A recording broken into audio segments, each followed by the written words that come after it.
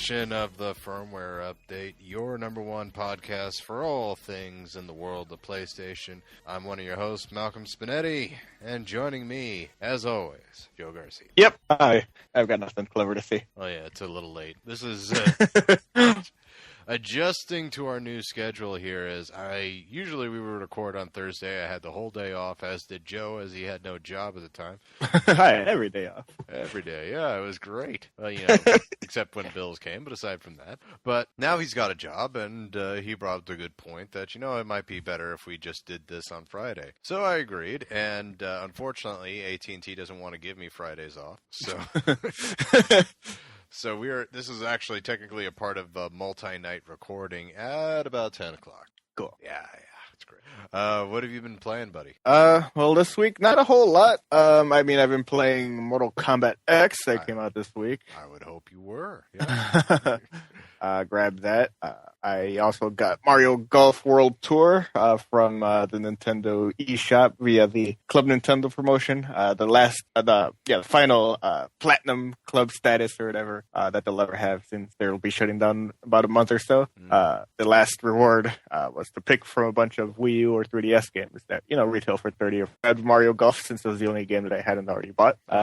And it's pretty nice. I don't like it quite as much as Hot Shots Golf. I don't think the controls are quite as precise, but barring that, it's still a pretty sweet game. And then they finally released Mewtwo as DLC for Super Smash Bros. On 3DS and Wii U. And for anybody who had bought the game in both versions and registered both versions on Club Nintendo, they emailed out codes to download Mewtwo on each platform. So I managed to do that. I haven't played with Mewtwo, but I went through the trouble of downloading Mewtwo for both systems. You ever think they're going to make a Pokemon fighting game with all 400 or so characters? It's called Pokemon. I don't know if you've heard of it. Let's see what I've been playing. I'm still on Final Fantasy Record Keeper. In fact, I won the event and got Aerith. So that was Aerith or whatever, however the heck you pronounce it. It's a different spelling and pronunciation every time. Yeah, it seems like it's different whether you're watching a movie or playing the game. Yeah, exactly. It's like, it's Aerith, it's Aerith. She's dead either way. Yeah, either way. Either way, she's dead. Spoiler. But, I unlocked her, which, this month has being really terribly slow at AT&T. This is essentially where I go for victory this month. It's like, I gotta tell you, like, when I won the event and got Sephiroth, I felt like the freaking man. I felt great. And you know what the best thing about this game is? Like, you can make in-game purchases, but it's not necessary in order to win. Thank you. I mean, it's doable just by playing a game. Imagine that from a free-to-play game. Speaking of which, they finally released proper phone versions for Hearthstone. It's been on tablets for iPad and Android, but they finally released proper phone versions for that. And I'm very glad that I don't have enough space to download that game on my phone. I imagine it must take several gigs. Yeah, I can't imagine. I think it's like 1.5 or 2 gigs, maybe even 3 on the iPad. So I can't imagine what. I mean, it's probably smaller on a phone, but still more room than I can spare. It's like 8-bit on there. And like you, I've been playing the bejesus out of Mortal Kombat. Even after I finish the story mode, I just keep playing those towers and unlocking more and more little things. It's pretty intriguing. It's like the more you play, they found a way to put level grinding into Mortal Kombat.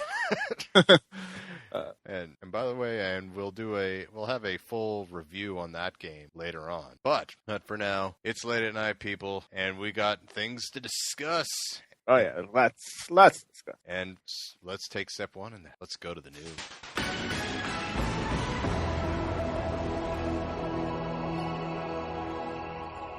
News this week. So, Joe, what happened while we were away? Well, hot off the presses, Malcolm, is that we've got NPD numbers for March 2015. And And as has been par for the course for many months, PlayStation 4 reigning supreme as a top-selling console in North America. That's surprising, but it is what it is. This report on surprising. It's the best console ever. This report on GamesBeat is happy to break down some cold hard numbers.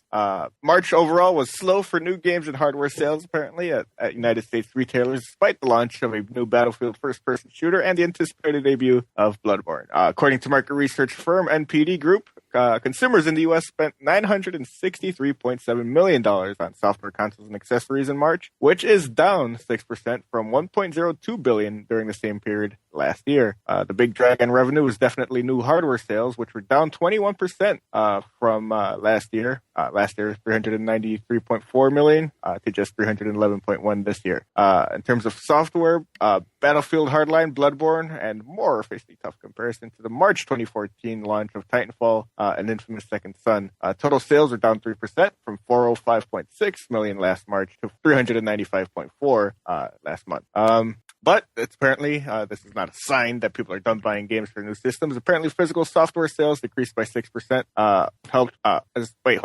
Decreased by 6% from March 2014. As strong growth of PS4, Xbox One, and Wii U helped to partially offset the sharp declines of 7th generation consoles, which were down 52%. Basically, a lot of it is just that they're not selling as many PS3s and Xbox 360s as they did last year.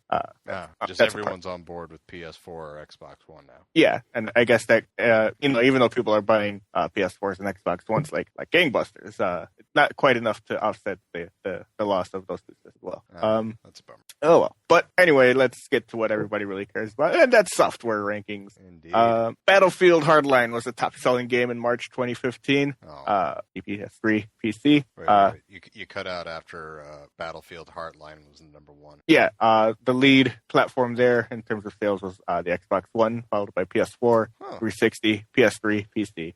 Game available. People still like shooting things on Xbox One, I guess. They do. Number 2 was Bloodborne, which of course was available only on PS4. So it was definitely had a disadvantage compared to the 5 platforms that Battlefield was beat on. the Xbox version. Yeah, it did. Yeah, good for you. There you go. It was like they didn't show up at all.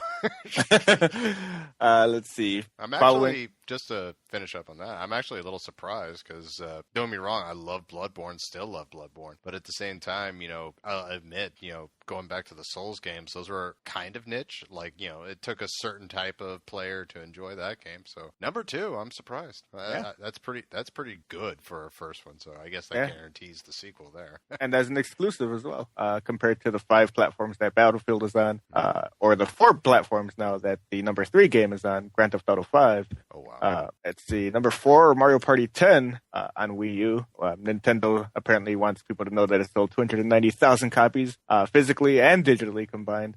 So, I mean, I guess that I don't know what the divide is between physical and digital there, but not exactly a super impressive number for number 4. So, all things considered. Number 5 was Call of Duty Advanced Warfare, followed by MLB 15, The Show at number 6, Minecraft at number 7, NBA 2K15 hanging on at number 8, Borderlands: The Handsome Collection at number 9, and Final Fantasy Type 0 HD rounding on top 10. Did Borderlands come out in March? Yeah. I think it was that's not good. at the beginning of the month, I think. Oh, that's really not good. Oh. Well, I mean, I don't think people are necessarily excited to pay $60 for old games, even though, they put a $60 worth of free content, whatever, even though that number is completely arbitrary and set by nobody else but 2K. It's like, you could set that content at $50 or $300. It can be whatever price you want. Do you think they should have sold it as 2 separate games, or do you agree with the decision to put them in 2 games in one? They probably should have just left it alone. See, I disagree with that because they should have just released the pre-sequel on all platforms, and that would have been that. See, that I agree with that. Yeah. The Handsome Collection should have been non-existent, and it should have just been the pre-sequel being sold on 4 platforms. Like, people weren't clamoring to play Borderlands 2 on PS. Yeah, I still don't get that decision. Like, who was like, man, who? It's like, you know what I want to do? I want to play this 4-year-old game on my new system. Like, for you. It's a fine game, but I mean, yeah, I mean, I'm scratching my head over that decision of pre-sequel comes out. No, it's not coming out to the new generation. Why do you ask? I mean, yeah, it's just real silly. Yeah. Oh well. I mean, I'll probably get it, but admittingly, and this goes towards Joe's point, I'm probably going to wait till it goes on sale. I mean, yeah, $60 is kind of a high price for that. Yep. $30. Okay, now we're talking. Yeah, that would like even 40 would have been. Yeah, exactly. This has $39.99 written all over it.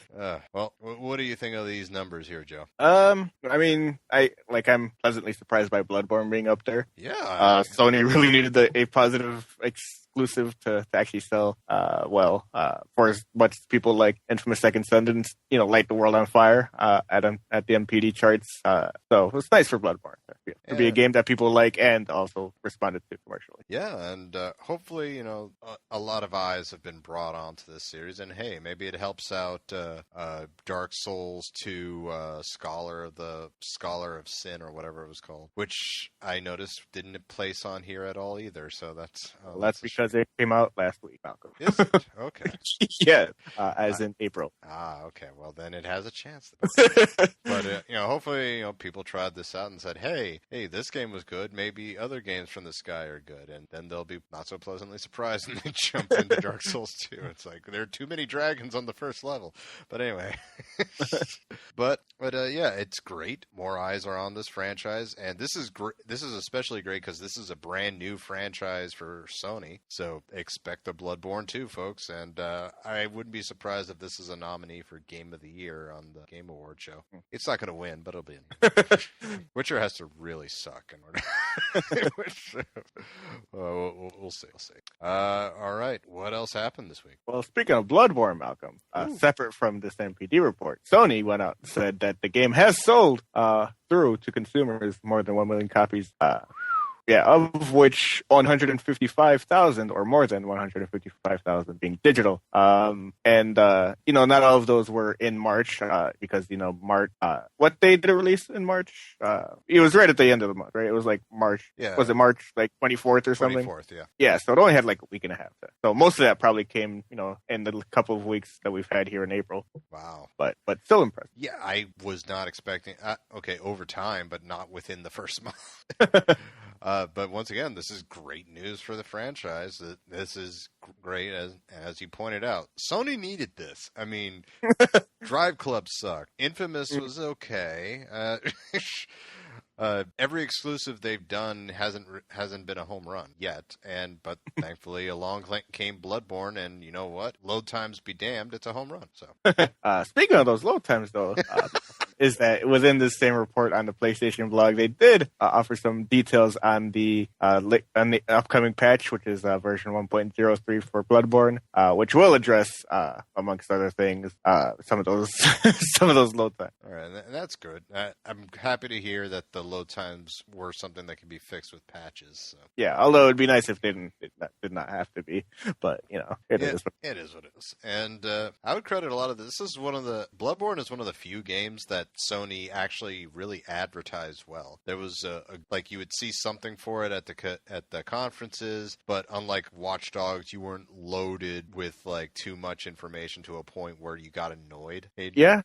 They just kind of revealed it at E3 during the conference last year in 2014, and then they just kind of trickled out information for the 8 months leading up to its release, and so very well done, and I think Sony has a really good franchise, and as it proved last month, it could help move systems somewhat. I do wonder what the longevity of the series could be, though, because we've already had Demon Souls and 2 Dark Souls games, and now Bloodborne. I wonder at what point people start kind of losing the desire to play these types of games. Well, it's not anytime soon because Bloodborne is the newest one, and it's the best selling of all time on it. It's exclusive on one platform, and it made number 2 on NPDs. I guess that's true, but I still want. We'll see. I mean, because it's a very specific type of game that Well, yeah, like when I was taking programming in college, like everyone in that programming class was a Demon Souls nut. They were talking about the lurker demons. They were talking about the old monk. They were like, dude, I was able to do this, this, and this in several seconds, and which what ultimately led me to go back to the game because I tried it at first, got killed. I'm like, okay, this is stupid, and I quit. But then I kept at it, and when I beat the Phalanx, the first boss of the game, I felt this amazing rush, and I just kept doing that from now on. So it's got a, like I said, it sort of got a niche audience. So I wasn't expecting it to sell. I expected it to be like review positively, but not sell well. But once again, pleasantly surprised it sold well. So I'm curious to see how well Bloodborne 2 does in the future going forward. Which once again, there's going to be a Bloodborne 2. I mean, give Miyazaki all the money he wants there, Shuhei. I mean, it's gonna happen. But we'll see. Yeah. All right. What's the next story? Speaking of hot selling titles, Malcolm, Ed Boon, creative director over for Mortal Kombat and the director of many Mortal Kombat games, he's gone on to say over on his Twitter page that Mortal Kombat X is the biggest launch in Mortal Kombat history. Didn't really say specifically. Well, actually, he gave a vague idea of how much the game has sold. Nothing super specific. He said, "Thank you, everyone, for making Mortal Kombat X the biggest launch in MK history. You made the game far exceed our wildest expectations. The mobile and console games have had literally millions of players getting online in a really short period of time, hitting our servers hard. I can attest to that because as far as server issues." Because I know for a fact that the faction part of the menu had trouble reading the server on multiple times since I've been playing the game. So yeah, this was not a Destiny launch. No, it is a little bit cheeky that he kind of combines the mobile and console games having literally millions of players because. Oh, are you kidding me?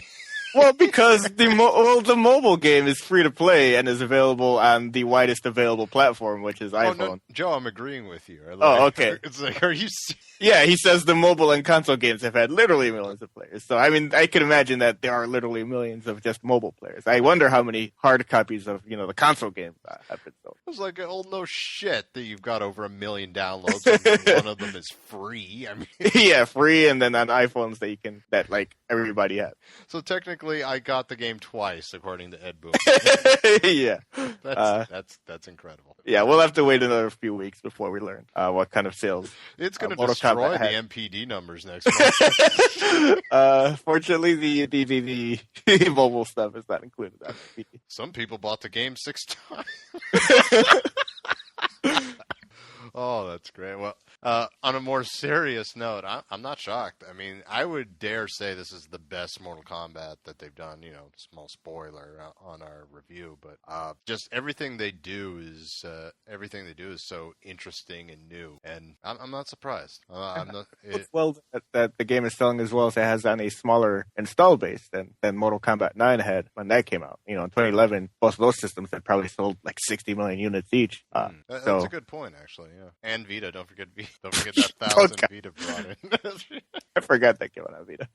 Oh yeah, that was interesting. Oh man. So all right. So yeah, I'm not shocked, which is great news because we were really worried there would be a Mortal Kombat 11 or not. So. Got to keep that streak going. All right. So what's the next story? Rounding out the sales extravaganza here, Sony has also released the top sellers for the PlayStation Store, the PSN digital storefront for March 2015. Bloodborne was the top-selling game digitally on PlayStation 4. So there you go, Malcolm. Followed by Battlefield Hardline, so I guess those two were swapped. It's like people had to choose or something. Number 3, Surgeon Simulator. That was on sale for like less than $5. Even I picked it. I think it was $3. Same here. I never played it, but I did buy it. Followed by Helldivers at number 4, Dragon Ball Xenoverse at number 5, Dead Nation Apocalypse Edition at number 6, Grand Theft Auto 5 at number 7, Borderlands: The Handsome Collection at number 8, Hotline Miami 2, Wrong Number at number 9, and Minecraft PlayStation 4 Edition rounding out the top 10. I'm trying to remember when exactly Axiom Verge came out because I don't know why it's not on here in terms of the top 20 even. I think we talked about it 2 weeks ago. Were we still in March at that time? Yeah, we were. Okay. I'm trying to remember. Well, yeah, I'm looking up the release date. March 31st. Okay, yeah, that's not going to show up with literally just the 1 day on sale. So I guess it's nothing concerning. I'm sorry that my PS4 exclusive Bloodborne sold better than your indie game, buddy. I'm so sorry. Axiom Verge. Never forget. By the way, thank you to the developer once again for sitting. Oh yeah, Tom Happ's, but yeah, I'm sure it'll show up on because it literally had and on top of coming out on March 31st, I think that the store was like slow to load or slow to refresh as it often is. So like the game not only came out on March 31st, it came out like in the afternoon or late evening of March 31st. So it had like 4 hours to even. I gotcha. All right. Anyway, let's see other interesting stuff here. PS3 games, Mortal Kombat Arcade Collection at number 1. That's interesting. Pac-Man Championship Edition DX Plus at number 2. That's nice. Game of Thrones at number 3. I guess I wonder if that's a Telltale game or if that's the Terrible Atlas game. But I have no idea. There's no distinction here because that one's called Game of Thrones as well. I think there's no subtitle. I'm guessing it's the Telltale because I think there was a sale on the day that the new season premiered. I don't know because it's not on PlayStation. It's not on the PlayStation 4 chart at all. So yeah, I have no idea what's going on with Game of Thrones on these sales chart.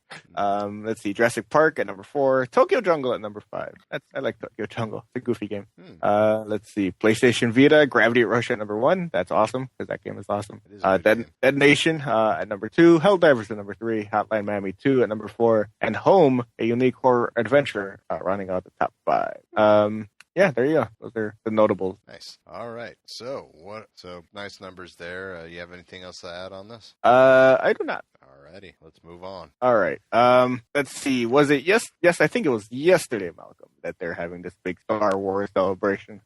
And in terms of video games, Malcolm, I don't know if you remember a little game called Star Wars Battlefront, but a big blowout of information came out of Star Wars Celebration for Star Wars Battlefront. Yeah, Han and Chewie are back.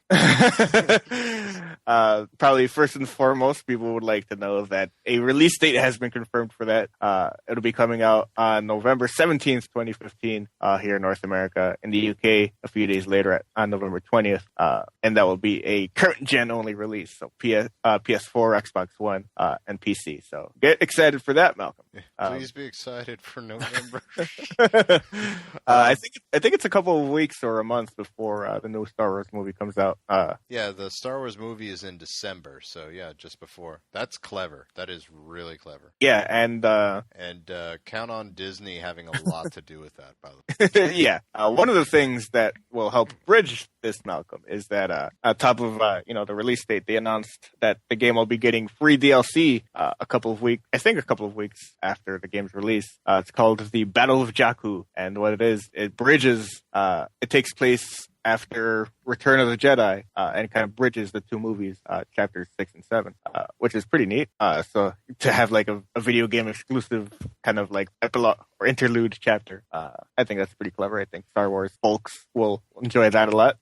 If you pre-order the game, you can unlock the Jakku planet a week early on December 1st. Otherwise, it launches worldwide for everybody a few weeks after that. But either way, this thing will be free. I don't know what their DLC plans are for after that, but that's pretty interesting. There's a whole bunch of stuff here. It will have no single player campaign though. I think it's gonna be a multiplayer focused game, which makes sense because that's what Battlefront has always been. Yeah, that's really a game where it makes no sense to play that single. Yeah, I never played Battlefront on PS2 or anything, but I think it was mostly just kind of recreating battles from the movies. So it wasn't there was a story mode or whatever, but you were just recreating what was already written in the movies. So it's not like they were. From watching my roommates play this game, I think the story of the game was you're Darth Vader and you're trying to lightsaber stab as many rebels as possible. Because why not? Well, who doesn't want to do that? First of all, it was jarring to see Darth Vader running. But he would be running with a saber and just zing, zing, zing, zing. Let's see. It says here that it will rely on a set of short missions that can be played alone or cooperatively via split screen or online.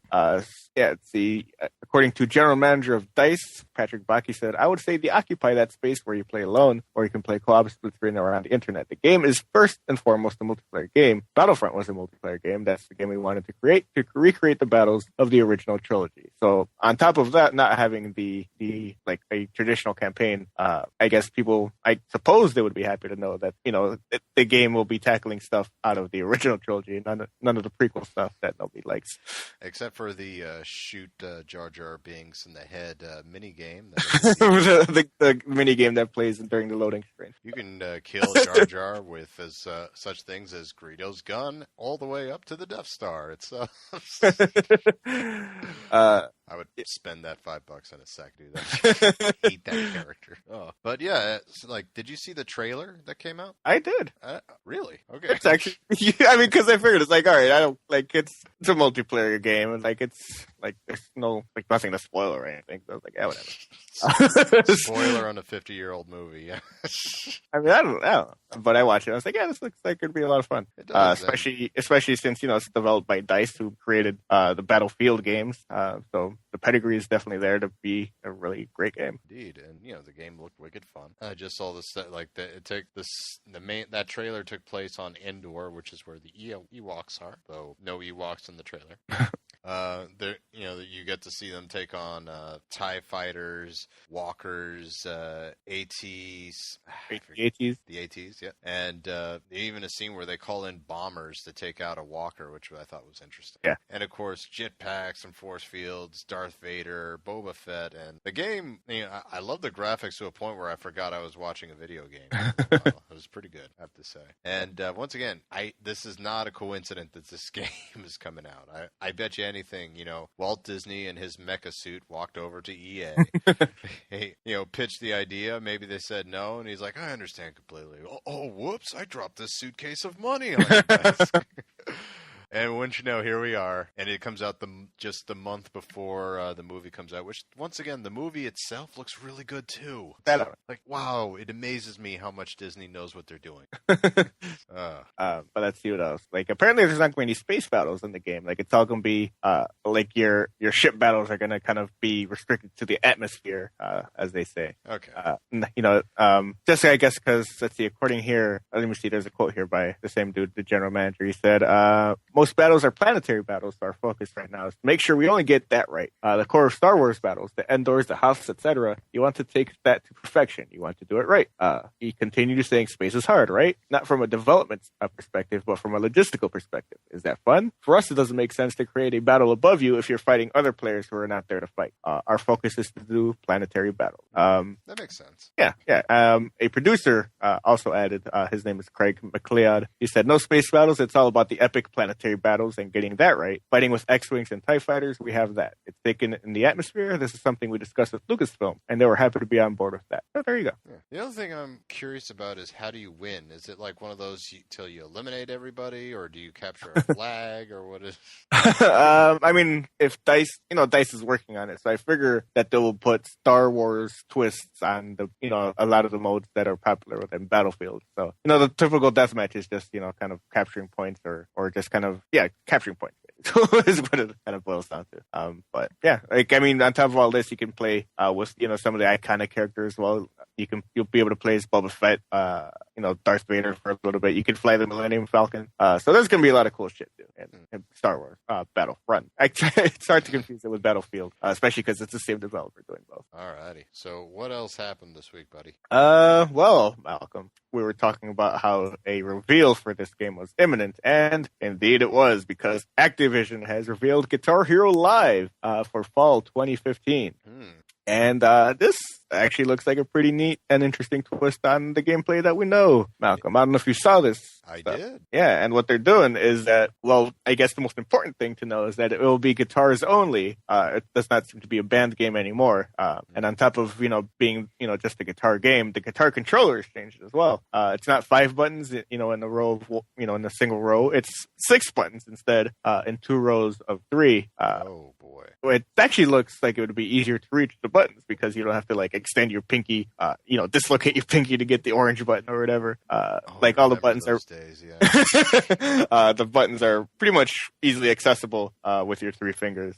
You will still need to be good enough to do them in time and in rhythm and whatnot, but it seems like it's slightly more accessible than the old format. So that's interesting. Yeah. On top of that, though, it's not going to be, the cartoonish computer-generated graphics that it was before. Instead, it's all going to be live-action stuff. You play as, the lead guitarist in this fictional band. It's Guitar Hero Live! And it's all in first person as well. So you're looking out into the crowd, and the crowd responds. And this is all a live-action crowd. So the crowd and your bandmates respond as you do great or terribly. So as you do well, the camera will turn and your bandmates will be like, "Yeah, you're badass," and the crowd will love you or whatever. But if you do terribly, they'll start booing you, and your bandmates will be like, "Why are you here?" So they make that moment you start failing even more awkward. Basically, yeah, because there are real people looking at you this time, which is interesting. I never thought to make a guitar. That is a really interesting idea. I would say that. Like, they made music games into an FMV game. And they actually hired all these people out to be this group. Like, it's not going to be the same group every single time. It's going to be like different arenas and different people. Yeah. Like the venues will be, it'd be like the typical Guitar Hero / Rock Band, career progression where you start, at the tiny little dive bars or whatever. Yeah, it's not like they recorded this in the Activision cafeteria. Right. Like it'd be like little dive bars or the ultimate goal of performing at like giant music festivals or whatever, where you play in front of like 100,000 people or whatever. But yeah, I mean, it looks pretty cool. Like they confirmed that the developer is Freestyle Games, who did work on DJ Hero. So I'm excited about all of it. Welcome. Yep, this could lead to DJ Hero. And since it'll require a brand new controller, obviously the old controllers won't be compatible. So it'll be available in a bundle for $99.99, where you'll get the game on PlayStation 4. Or is it on PlayStation 3? I don't remember. Where'd it go? I'd be surprised. It's at least going to be on PlayStation 4. At least on PlayStation 4. It's on PlayStation 1. I'm so sorry. No, it is on PlayStation 3. Yeah, it's on PS3. It's on all major platforms here: PS3, PS4, 360, Xbox One, even Wii U. Malk, if you're feeling frisky. And for $99.99, you'll be able to get a bundle that includes the game and the guitar. So pretty cool. So I gotta ask you, Joe, how are you feeling on this? Because I know you've been all gung ho about that Rock Band, but... and I still am gung ho about that Rock Band. But I'm gung ho about the Guitar Hero. I'm excited that they're taking different approaches. The Rock Band is kind of doubling down on this whole thing that we have works. The foundation is definitely rock solid. So let's just go ahead and update the set list for this and make it compatible with the new system, which is fine. I like that. Yeah. But it's not rewriting the rules, or at least they haven't revealed anything really. They just kind of revealed that the game is coming. They haven't revealed any new gameplay things. So that stuff is still up in the air. But Guitar Hero kind of came out and said, all right, here's all the things that we're going to do. Here's the new controller. Here's how it's going to look. I'm excited for both approaches. Now, what do you think about their decision to have it the guitar only, which I kind of agree with, because you've been gone for 6 years.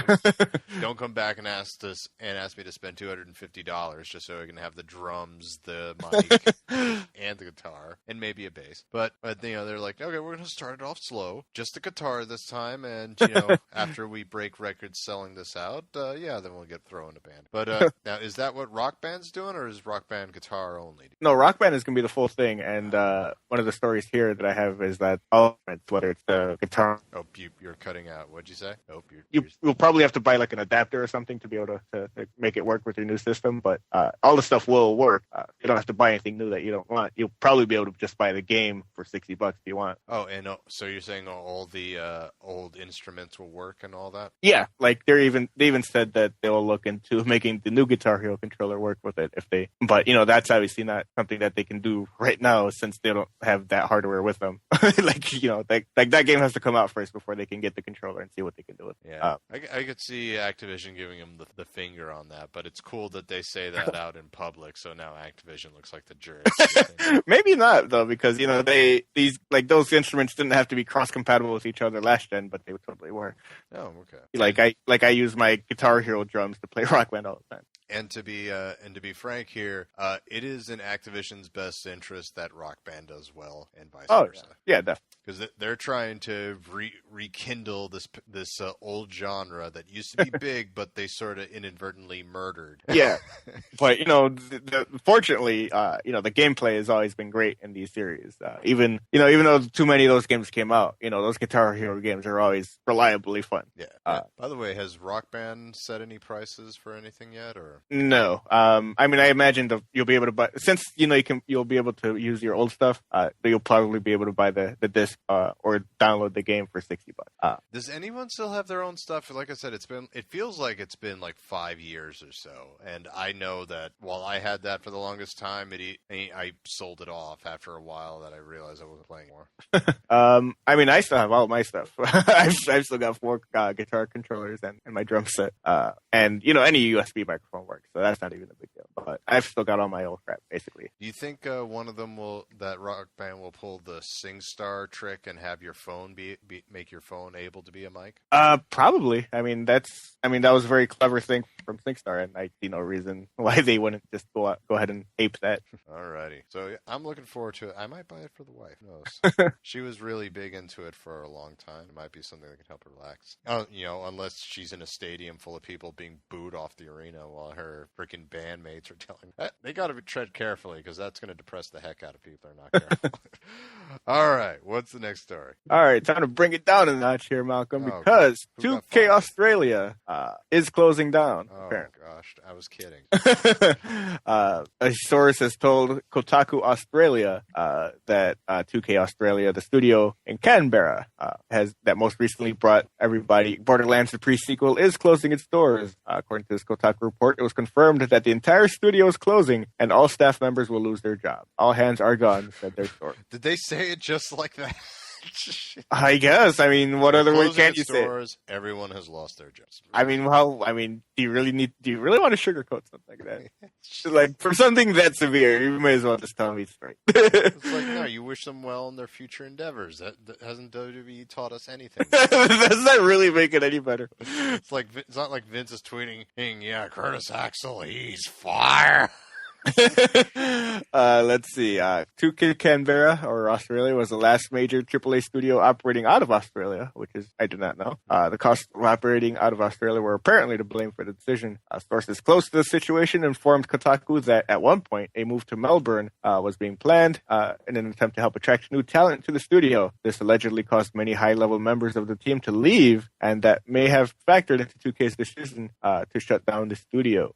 2K provided Kotaku with the following statement confirming the closure, saying, quote, "We can confirm that we have taken steps to begin the studio closure process for 2K Australia in order to better manage ongoing development costs while improving the working proximity of our creative teams. We are very grateful for the team's valuable contributions to numerous 2K projects and are working with the affected staff to explore reassignment opportunities where possible." End report. So this sort of goes to what we were talking about earlier, as when we were talking about the NPD numbers for the Handsome Jack collection, which granted, it was in the top 10, I guess, but still didn't sell anywhere near as well as I thought it was. And now we jump to this, where these people lost their jobs and the entire studio is closing down. And I can't help but think back to Randy Pitchford saying, hey, we need all these new people to work on the next Borderlands games. I'm a little concerned for him right now, Joe. Well, no, Gearbox is the developer, the main developer of Borderlands. They're in Dallas. They'll be perfect. Okay, well, that's good. Needless to say, we feel terrible for everyone in Australia. The entire population of Australia. Yes. Not just 2K Australia, but the entire. Hey, have you seen some of the animals that live in Australia, Joe? It's like those spiders are scary. Oh God, it's like are they called camel spiders or something? It's something ridiculous. It's like the size of my door are the spiders. And they got flying foxes, which legit look like foxes with freaking gargoyle wings and what have you. You have giant snakes, crocodiles, and a lot of the stuff just finds you right in your house. It's like Mordor over there. It's like I wouldn't be surprised if I flew in and there was a giant eye just on top of a mountain. It was ridiculous. So, yes, I feel bad for all the people in Australia in general having to deal with that, but also 2K Australia for losing everything. So I hope, obviously they're talented people. I didn't pick up Borderlands pre-sequel. I haven't heard anything bad about it. It was, for all intents and purposes, a very interesting Borderlands game. So I think they'll be able to find the job fine. So I don't know what the studio situation is over in Australia, though. Yeah, I'm looking at some other stuff what they worked on besides Borderlands. They did the Bureau, XCOM Declassified. I don't know if you remember that game, the first-person XCOM game. Oh, okay, yeah. 2013. They did some work on Bioshock Infinite. And let's see, what's Bioshock? Yeah, I guess they did. It was some. a third-person shooter. I think they did work on like the multiplayer or something. Oh, okay. Probably, obviously. I know they worked on Bioshock 2. I know that. Or was that 2K Marin? Or actually, and they did work on Bioshock as well. So they did work on Bioshock a lot as well. So. All right, so they'll be able to find. They'll be. Yeah. So there's that silver lining at least. Yeah. Okay. So we'll see where Borderlands 3 goes. They're losing people left and right, and they want more people. So I don't get Gearbox. All right. What's telling you that that's a different. What's that? Keep telling you that that's a different studio. Okay. Well, still, it's okay. Yeah, you're absolutely all right. It's out of the one. It's 11 o'clock right now. All right. What's the next story there? All right. For anybody still playing Destiny, which seems to be a lot of people. Quite a few people, Joe. People don't need story. For reasons beyond my comprehension, they will be happy to know that the second expansion to that game, House of Wolves, will be launching on May 19th. May 19th, Joe. Yeah. Wasn't that when Kane's movie came out? What? Oh, old storyline. Remember he went crazy if you said the May 19th, and which was when See No Evil came out? Oh, yeah. I don't know. Okay. Moving on. Yeah, but I've got nothing to say on this matter because all it is a PlayStation blog post, which is like one short paragraph and a couple of other lines. Admittingly, I'll give it a try because don't forget we got that we got the digital version. Yeah, I totally own this, I guess. Yeah, so you may as well. And that's a great tagline for this, don't you think? Destiny expansion 2. You may as well. It's just so yeah, I'll give it a shot. Admittingly, my Destiny gameplay has dropped to nothing as of late. I went back to Diablo 3, which I'm sorry to RK there. I've been having a lot more fun playing. Mortal Kombat at X I've been playing quite a bit, and I'm still in Bloodborne. So I'm distracted all over the place. And I'm trying to wrap up as much stuff as possible because Witcher 3 is coming out next month, and oh boy. But yeah, I'll give it a shot. See if they changed anything. Probably not too much. It's just more stuff to shoot. And more shit to collect. Mm-hmm. Well, I won't complain about more stuff to collect. It needs more stuff to collect, to be brutally frank. All right. So May 19th, look out for that. That's awesome. House of Wolves, excuse me. Oh man, imagine Destiny House of Cards. It appears the hive is on too much business. Got Francis Underwood floating around the moon. The speaker takes the helmet off, and it was Frank Underwood the entire time. Oh, man. Okay. There's a freebie for you, Bungie. Make a House of Cards expansion. I mean, he was already in freaking Call of Duty. Why not? I mean, I know. Just bring him over. Like, just fly him over from wherever Sledgehammer is, and just have him go over to wherever best or Bungie is. Yeah, I'm assuming he's bored of playing God of War all the time. So.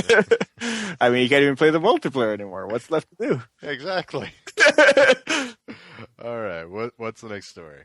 We've got some decent Square Enix news here. Last week we were talking about the potential Star Ocean 5 being announced, and that is indeed what has happened. Star Ocean. Good call, Joe. Integrity and Faithlessness is the subtitle of that. It is headed to PlayStation 3 and PlayStation 4. Apparently, I guess I assume it's a PlayStation exclusive.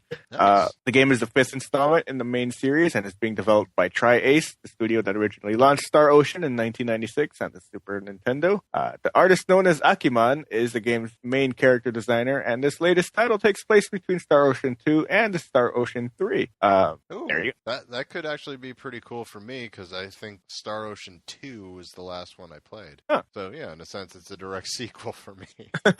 Awesome. Okay. All Yeah. right. I'm looking forward to it. When did they say what the release date was? No. No. Let me double check it, but I don't think so. It'll probably be some time after freaking Persona 5. So. No, it just said it says that it's coming out of PlayStation 3 and PlayStation. Okay. You have anything to add on this one, Joe? I do not. But apparently, according to Weekly Famitsu, where people got some scans of the pages, the game seems to be about 30% complete. So take that as you will. Cool. It's probably more than Kingdom Hearts 3. It will probably come out before Kingdom Hearts 3. In fact, I would put money on. All right. What's the next story? Let's see. Square Enix, though, is not done vaguely announcing shit because they say that let's see, they will be making more PlayStation 4 related game announcements and releases before 2015 comes to a close, according to Shinji Hashimoto. Speaking to Famitsu, Hashimoto explained that Square wants to, quote, help spread PS4 even more, and that the recent announcement of a sequel to Dragon Quest Heroes is just one step in bringing that goal to fruition. Thank God, because PS4, we've been saying it needs help spreading out. I mean, it's get more out there. Yeah, but Hashimoto said that including, kind of asked about what these unannounced PS4 games might be. He said, including ones yet to be announced, there really are a lot of titles this year. So please look forward to them. Oh, no.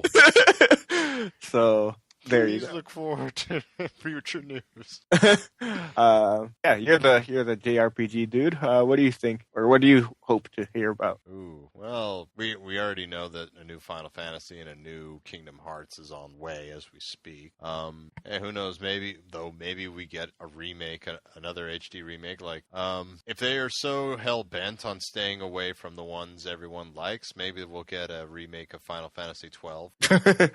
Which I don't think got enough due. I thought it was very cool. It was just, for whatever reason, it just flew under everyone's radar.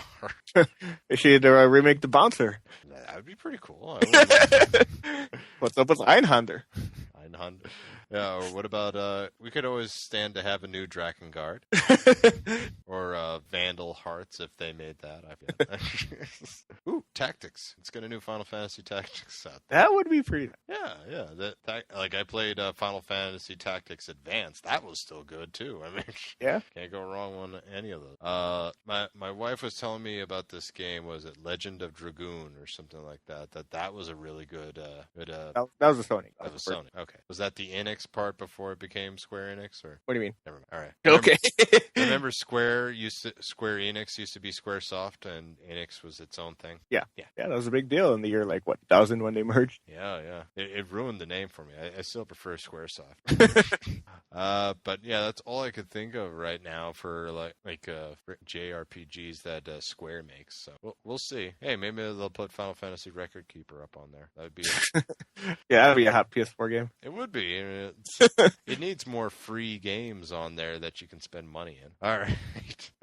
What's next? Let's see. Interestingly, people have seen or noticed, or Sony has come out to say that with the PlayStation Vita system for software 3.50 that released a little while ago, apparently this, according to a presentation slide at some event, they say that the quote on one of the slides says, PS Vita system software 3.50 allows for 30% more memory size usage with game, which I would assume helps make games run a little bit better, and maybe developers can use that extra memory space to do better with their games. Yeah, that's not bad. Get a little bit more power into it too. Yeah. I'm not going to pretend to really understand what any of that really means, but it sounds nice. Sounds good. Yeah, I mean, more is better, I guess. I'm in the same boat as you, but if somebody can get some use out of the Vita, that'd be great. I mean, aside from just remote play, which seems to be all they care about. Yeah, it seems like they did that. I would imagine that they freed up some of that space for that remote play, since the new update lets you remote play at 60 frames if you've got the bandwidth. Well, yeah, it's cool, but hopefully they do something with it, because right now I haven't heard anything Vita related forever. So. No, I check every week and very little ever happens. All we'll ever hear about is when indie games are announced, you'll probably see a cross-buy version that includes Vita, but other than that, nothing. Yeah, poor thing. Remember when it came out and we thought it was going to be like the biggest thing in handhelds and what have you. And should have been. It should have been, especially when it made the 3DS drop its price. Yeah. I don't think people realize this because it used to be more, and then Vita was announced that it was going to be cheaper, and Nintendo was like, "Oh shit!" Right. I mean, I think a large part of it is that they refused to drop the price of the memory card. Yeah, that was really silly on their part. I mean, the price has not come down at all on those. Yeah, it's like, forget it. You're not making that much money off these things, man. Just like make it like $5, $10, $15, $20, depending on the size of the card. Or maybe they should have just used micro SD cards. That would have been... Yeah, it would have been. But Sony doesn't do that. They have to make their own cards for everything. Oh, God. And they're just absolutely useless. So, of course, you're going to want to buy the biggest one possible because, God forbid, you have to go up to a higher one. Yeah. All right. Well, enough depressing Vita news. What else happened this week? Going back to that hot Diablo 3 game we've been playing, Malcolm. Yeah. Blizzard has begun the process of removing Rift trials from the game, according to one of the game's designers on a recent Twitch broadcast. Apparently, Rift trials compose, or that's not apparently. Rift trials do compose a mini game, of course, in which players fight waves of enemies for increasing rewards. The longer players survive, the better the rewards. Access to higher level Rift if you get a greater Rift key. But according to Wyatt Cheng, Blizzard's senior technical game designer, nobody likes them. The trials are not good, he said during a Twitch podcast, which a Reddit user transcribed. He said, quote, "We don't like them. I don't like them." He said the Rift trials were a necessary part of Diablo 3's evolution, but that their time is nearing its end. He said, quote, "It solved a problem that we had before, and I don't want to defend," he said, "and I don't want to defend trials. I'm not going to defend trials. I think that it is the latest in a sequence of events, and trials will be getting removed from the game. I can't tell you when. I can tell you that we already don't have trials in our internal build. We've been playing around with it and testing it, and we are committed to removing them." That was an amazingly frank quote you just delivered there, Jones. Right? It's like, we don't like them. No one likes them. Even we don't like them. I don't understand why we even put it in the game. Why did they put it in the game if they didn't like it? I mean, I guess it was a pretty easy way to get better loot towards the end. Yeah, I guess so. But they were really tedious. They weren't. Like, it was fun to be randomly put in this is the Last of Us Rift, or this is the Shadow of the Colossus Rift, or whatever. But those are so random anyway that not very many people actually play those. Yeah, that's a shame. Well, it's not a shame. I meant to say. I still use rifts afterwards, but I don't do the trials. I don't think I've ever played one of those yet on the game. But hey, well, that's the thing I like about Diablo 3. I mean, it just gets, if it doesn't work, it cuts it. Yeah. Auction House was stupid, so they got rid of it. So, amen on that. Yeah. All right. What else happened this week? Got a bunch of release date news here, Malcolm. Let's start with Project Cars, which has been delayed several times already. Oh. But the game has gone gold, according to the developer. And they say that the game is guaranteed for release, Malcolm, on May 12th here in North America, May 8th if you're in the UK, May 7th in Europe, and Australasia, what they wrote here. So Australia and Asia, I guess. But there you go. Cool. Now, is Project Cars exclusive? No. Okay. They're multi-platform. But you're excited for this one. I'm very excited. Very good. May is going to be busy. Wow. Yeah. It's and interestingly enough, May has games that both go to our favorite genres right there. Racing for you and fantasy for me. Can't complain. Yeah. All right. What else is coming out? Speaking of May, Malcolm, May 26th, circle that if you're looking to get Ultra Street Fighter 4 on PlayStation 4. Okay, I saw this Twitter feed for this announcement, and for a split second I thought it was saying Street Fighter 5 was coming. Right. Like they just dropped this way. That exclusive? It's next month. And I'm like, no shit. Yeah. But, this is still cool because I think I stopped when it was just Super Street Fighter 4 and when they did all the updates that made it Ultra, Super, whatever. Mm-hmm. Plus, I dig the price. Yeah, it's apparently it's going to be a digital only release, or at least that's what I gather from the blog post here. Yeah, we're aiming for the digital release of Ultra Street Fighter 4 for PS4 on May 26th at the price of $24.99. That's not bad. Oh. Yeah, and it's a little different from other remaster stuff or whatever because fighting games are pretty much evergreen games if they're good enough. Street Fighter 4 is a thing that people have been playing since, 2008, when the original version released. Yeah, that's pretty tremendous staying power, to be frank. Yeah, so it makes sense to update that and put it on, the newer system where people can finally put away their old system and, play, Street Fighter 4 and then Street Fighter 5 on the same machine. And apparently, yeah, you'll get all the characters, all the levels, all the DLC that has been launched so far, which is interesting to say. It's like so far. Like you still have more in the pipeline. Is that what you're saying? Oh, come on, Joe. We know there's more. But all of the things that have been released so far will be included in the PS4 version. And apparently, according to this, also a few of you hardcore Street Fighters out there said that there was minor input lag in the controls of Street Fighter 4 for PS3. Well, don't worry. We've eliminated it to make the PS4 edition the ultimate version on any platform. So it'll be good to go for all of you tournaments. Well, there you go. Yeah. And it's funny. Chances are I'll have both Mortal Kombat and Street Fighter 4 digitally on my PlayStation 4. Then I can just jump to it whenever I feel like. So. Right, and it's not like and the cool thing about Street Fighter is that the main iterations are usually different enough where you can justify switching between them at will, because people still play Street Fighter 3 because it's a very different game than Street Fighter 4. So yeah, I can imagine people jumping back and forth depending on what mood they're in terms of their Street Fighter needs. All right, what's the next release? I pulled this one just for you, Malcolm, because I couldn't give a rat's ass. But for you, Malcolm, you'll be having a Godzilla the game. Yeah, it's set for release on PS3 and PS4 on July 14th. According to Bandai Namco, which I guess is publishing. In addition to the launch date reveal, the Japanese publisher also pulled back the curtain on an assortment of monsters that will be making their way into the game, Malcolm. Would you like to hear them? Yeah, sure. And please tell me if you know who any of these characters are. Jet Jaguar! Yeah! I do not. Mecha Godzilla. Okay. Mecha Godzilla. I can put that one together. Yeah. Destroya. That was the monster that actually killed Godzilla forever ago. He was like off movies until finally Toho Studios realized they were losing money and they brought him back. Yeah, they're like, we can't really have Godzilla movies without Godzilla. Yeah, giant red monster that was based on the oxygen. That was a mutated creature created from the original Oxygen Destroyer device, which actually killed the original Godzilla in the black and white movie that came out first. Oh, sure, yeah. Whatever you said.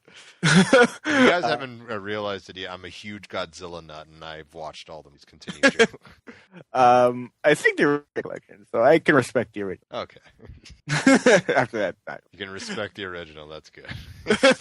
Let's see. King Ghidorah, is that how you pronounce that? Yep, that's the yellow three-headed monster that you may have seen flying if you watch the trailer. I have absolutely not watched the trailer, but let me see. He is the Joker to Godzilla's Batman. I don't know what that means when we're talking about lizard monsters. Okay. Well,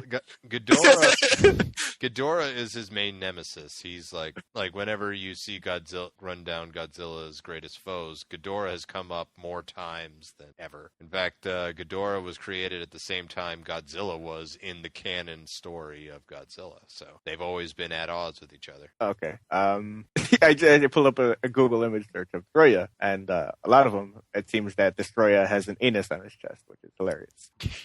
Okay. Hilarious to me. And Gigan. Is that how you pronounce that one? Gigan? I love it. Gigan, I believe, is it, yeah. Okay, and, go ahead. Did you have more to say about Gigan? Yeah, he's usually like a cohort of Ghidorah when they invade, because they're both space monsters, technically. Ghidorah can fly into space, but anyway. Sure. He is actually credited as being Mothra's main nemesis, which came out of nowhere in story, but they just decided, all right, Mothra's main nemesis is this guy, which I don't know if you mentioned, but Mothra's in it too, whose power is that he's a giant moth. Let's see. Finally, those on PlayStation 4 will get a platform exclusive in the form of Space Godzilla. Yeah. What in the what fuck is Space Godzilla? Okay, well, to explain Space Godzilla, you have to talk about Biollante, who was actually in the... gotta. What's that? I said, you've gotta. Oh, yeah, because Biollante was actually the creation of a scientist who took Godzilla cells and combined them with a plant, and the plant grew until it became the creature known as Biollante, which actually fought Godzilla in Godzilla vs. Biollante. Godzilla killed the creature by burning it in his fire, and the cells went into space. Up into the sky, went into space. space where they combined with cosmic rays, much like Fantastic Four. And it's instead of becoming back as a Godzilla thing, it came back as a creature resembling Godzilla, but, in my opinion, much, much cooler. And you created Space Godzilla. It's incredible that I know the backstories to all these monsters. And another thing to know, which you were probably going to bring up, but another PlayStation exclusive is PlayStation will have the ability, the PlayStation 4 version of the game will be the only one that'll have the ability to have 3 monster battles instead of just one-on-one. Yep. So, look, it's not going to be in the MPD top 10, okay? It's just, I mean, is this a downloadable thing, or is this a full retail? I think it's full retail. It's going to break records in Japan, trust me. But yeah, it looks awesome. So plus you're going to have, according to them, every rendition of Godzilla ever, including I believe if you pre-order, you get the brand new one from America. What about Godzilla from the terrible cartoon? You mean Zilla? Yeah. Can I play this Zilla? Yeah, you can. By the way, they call the creature Zilla in Japan because according to them, Americans took the god out of Godzilla. Which was sadly true, but I believe you can, yeah. Because like in the trailer, you see a stare down between the most recent Toho Studios version of Godzilla and the American one, which the American one looks like Brock Lesnar next to the Godzilla. I must say, Jesus Christ, that is kind of fat. It's not fat; he just looks like freaking Brock Lesnar. You may as well F5 the Godzilla. So yeah, I'm stoked for it. I'm glad you are. Thank you. All right, what else is dropping? Let's see. Madden NFL 16, unsurprisingly coming out in August, specifically on August 25th. There you go. Yeah, I don't have much to say on this one either. So. Neither do I. And finally, Everybody's Gone to the Rapture is set for release sometime in the summer. They dropped a new trailer. And not a specific release date, but hey, summer 2015. So it's coming out the same release date as that horror game that's coming out, which I feel embarrassed that I can't remember right now. Until Dawn? Yes, because Until Dawn is also summer of 2015. Sweet. But yeah, that's cool. That's cool. I've been curious about this game because everyone says it's the greatest game ever, but I have no idea what it is. Yeah, it seems like the kind of thing that I wouldn't watch a trailer for because it's so mysterious, story focused. I'm happy to just get the pretty screenshots and say, yeah, that looks like something I would play. Yeah, I mean, they released a trailer that sort of gives me an idea as to what happened, but not really. It looks like it's going to be kind of a mystery type of game, as you're just trying to figure out what happened to everyone. Yeah, like all I need to know, and what's already sold me on the game, is that you play as, I guess, the only person left, as everybody's been raptured, so I guess. Everyone's been raptured. And this rapture takes place in, like, 1980s London or something. So, like, yeah, that sounds like a really interesting setting and a really cool premise. I'm sold. Don't need any more information. I mean, the only bummer out of all this is, like, why if what happened was the rapture, why would you just announce it in the title? Like, imagine how big of an oh shit moment would it be if in store you figure out that it's the rapture. But, like, no, it's in the title. It's like, well, I already know what happened. They went to the rapture. Why did I just... maybe that's not the mystery, Mal. Oh, okay, that's possible. The rapture itself is not the mystery. Maybe why the rapture happened. That's true. All right. Maybe it'll be like that movie, This Is the End. Do you ever see that one? Which one was that one? That's the one with James Franco and I can't believe Seth Rogen, where they're playing themselves and the end of the rapture starts. Yeah, I've seen that. I thought that was fun. I enjoyed it. All right. What else? Anything else got announced? Well, I mean, I have new game announcements that don't have release dates, but that was just a block of release dates. All right. So, what are some new games then? Well, first, we'll come back to it. Okay. Let's see. The Order 1886 has gotten a new photo mode, Malcolm, in a recent patch. Because I guess you can't have a first-person exclusive without a photo mode. Yeah, I wish if only I still had the Order. Interestingly. By the way, did you get an email from the studio? I did. That's like, hey, congratulations on beating the Order. I was like, I did that. Why do I? What'd you say? I said, yeah, it's like, congratulations on beating the Order. I was like, that happened 7 weeks ago. Why were you telling me this now? Well, to be frank, it's more than I've heard from any other studio after beating one of their games. I guess, but it's like all it does is like, hey, congrats. Do you want to share this on your social networks? It's like, no. It's like, is that all? Email? Okay.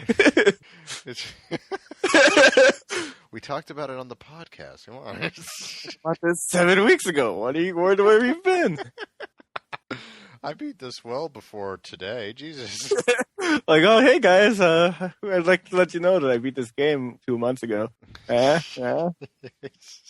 Like, and that's all that was in the email. It's like, it's not like, oh, and by the way, if you check it out now, you'll be able to find a cool new photo mode. No, none of that was in the email. It was just like, hey, congrats. I was like, okay. I just thought it was I thought it was incredible. It was hey, congratulations. I'm like, oh, wow.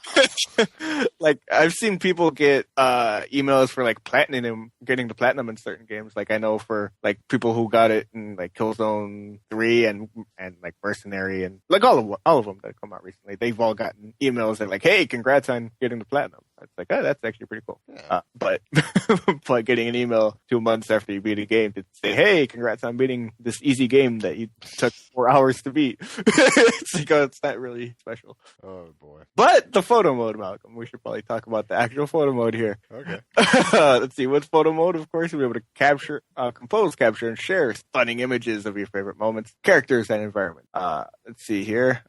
Interestingly, Malcolm, you can do all this wacky color stuff if you want to, play in high contrast, pretty black and white, things like that. But interestingly, you can keep this stuff, these interesting filters on while you play. So if you want to play the game in black and white, you go into photo mode, set it to black and white, go back to the game, and there you go.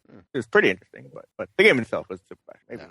Yeah. So, well, it's special in the case that it has the best graphics I've ever seen on PS4 to date. But yeah. All right, what else happened?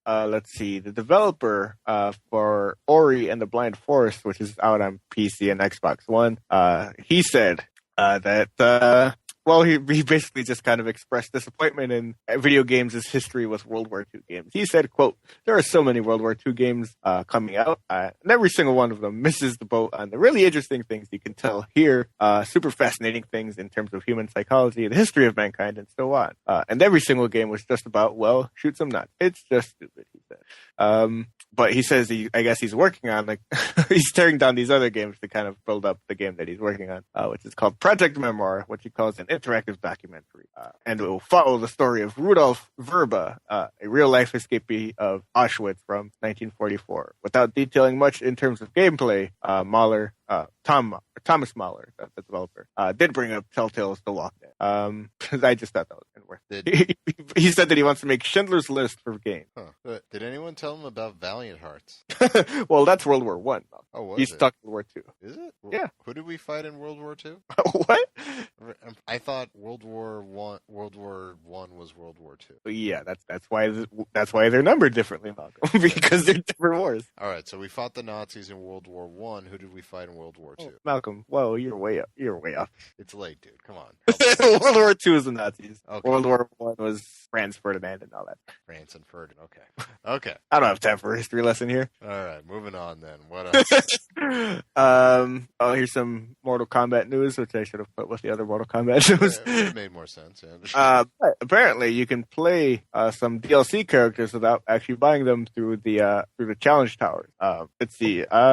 You don't just get to play the character whenever you want to, but the challenge towers feature a premier tower challenge that features a DLC character, which you'll be able to play with so long as that tower is active. Yeah, that's pretty interesting. Yeah, like on the first day, there was a tower dedicated to playing as Goro. So if you didn't reserve it, like everyone else for whatever the reason, yet we're still playing on day one. You got to play as Goro, which, by the way, I just want to say, typically when you play as one of the big, huge bosses, you surrender the ability to do combos, to move fluently. It's like they get like maybe 3 moves that you use in succession, and they just do major damage, and that's it. But I have to say, Goro played really well. Yeah. I enjoyed him quite a bit. I actually played him a lot through the towers and just destroyed people. I love that he's agile, he's got combos, and he can take fatalities now. It was really cool. So kudos to them on Goro. Hopefully that means I'll be doing larger characters in future episodes. Yeah. All right. But on this one, yeah, go play the challenge towers, folks. All right, moving on. Let's see here. Square Enix apparently is working on a new Dissidia Final Fantasy game for arcades, being co-developed with Team Ninja, who made, Ninja Gaiden and Dead or Alive. They're developing a new entry in the 3 versus 3 fighting game. Apparently it will be built off of, run on a version of Sony's PlayStation 4 hardware, but the publisher said that the fighting game will be exclusive to arcades for at least a year. The new Dissidia is planned for release this fall in Japan, and Square Enix will be playtesting it at select locations later this month. There's a character also from Final Fantasy Tactics, Ramza. Oh, Ramza, yeah. Ramza Bio. How do you pronounce it? I don't know, Ramza. Beowulf or something. Beowulf, sure, that's close enough. He'll be naked and just yells Beowulf. He will be added to the game in a post-release update. Yeah, that sounds pretty cool. Yeah. Interesting approach. Arcades first. Yeah, who does arcades anymore? I mean, Japan does, apparently. No, I wouldn't be surprised if this made its way to PS4 at some point. Yeah, I mean, it's already running on hardware similar to it. Yeah, there you go. And I don't know if you ever played any of the Dissidias on PSP, but they were fun games. Yeah, people seem to like them. Yeah, I leveled Cloud up and just cleaned house in that game. It was wonderful. And Team Ninja's involvement is also interesting. And for those of you who don't know what Dissidia is, it was a very old game where they would take like the main character and main villain from Final Fantasy, turn him into turn it into a gigantic fighting game with all the characters. Yeah, it seems like Power Stone populated by Final Fantasy, which was fine. Oh man, but yeah, I'm very curious to see how well it does and to actually see footage of it. So, all right, what else happened this week? Let's see. Apparently, an announcement for Tony Hawk 5, which is what they're calling it internally. I don't know if that's an actual proper name, but I guess the code name Tony Hawk 5 is imminent. A recent Instagram post from Chef Joe Yukon, owner of the Tasting Spoon, shows the chef standing in a half pipe, fully laid out for a feast. Yeah, like he's like a giant half pipe in a warehouse somewhere. Has just a bunch of fancy restaurant tables all set up in the middle of it. And on the back, there's a projector or a screen with a Tony Hawk 5 logo projected onto it. So it's like, that thing. I hope that's a thing that happens soon. Me too. All right, what else happened this week? Let's see. Here's some of those game announcements that I was talking about earlier. First one is a pretty cool idea, I think. It's a game called Screen Cheat. And the developer on the PlayStation blog describes it as a second person. It's all split screen, no matter what, whether you're playing locally or online. All the players are visible on screen as a split screen thing. And the reason for this outcome is because all of the players are invisible to each other. So you have to look at each other's screens to kind of get an idea of where everybody is. Okay. They make it easy to kind of identify where the players might be. Like each map is kind of divided into color-coded sections, so you can kind of look at each other's screens. Like, okay, that guy's in green, so I have to go to the green section. And all the weapons are one-hit kills. So obviously, you're not going to be able to hit invisible enemies super accurately. So you don't have to aim for headshots. All the weapons are one-hit kill, though. Nice. It seems like it's a very interesting take. I never would have thought of that, because I mean, suddenly I remember so much, playing so many rounds of like GoldenEye and then N64 back in the day, and people yelling at each other for basically screen cheating. It's like, hey, stop looking at my screen. And that's literally what all this game is. So that's pretty interesting. Yeah, it's a very interesting concept. I dig it. Yeah, I could see this being a fun party game, especially. Mm-hmm. And that'll be on PlayStation 4 at some point. Cool. What else got announced? Let's see. Invisible Inc. or Invisible Incorporated is coming to PlayStation 4. This is coming from the developers. It's called, Clay. They developed Mark of the Ninja, which is a very popular, very well-regarded game on Xbox 360. And Invisible Inc. is, according according to a PlayStation blog post, all about leading your team of elite spies to infiltrate the world's most secure complexes. As the operator, your job is to pick targets of opportunity, steal from corporations, and upgrade your agents and programs in order to prepare for the final standoff. The world is different every time, and the corporations are constantly adjusting to topple your plan. So it seems to be kind of an isometric kind of strategy game where you kind of break into shit, I guess. But, it looks cool. Play definitely has the pedigree to make something awesome. And apparently this will be a console exclusive debut on PlayStation 4 when that releases. Sweet. All right, what else dropped? Or what else? What else is coming out? The Escapists is coming to PlayStation 4. This came out on Xbox One a little. No, thankfully not. The Escapists is a game that released on Xbox One a little while ago, like a month or 6 weeks ago, something like that. And what it is it's you play as a prisoner.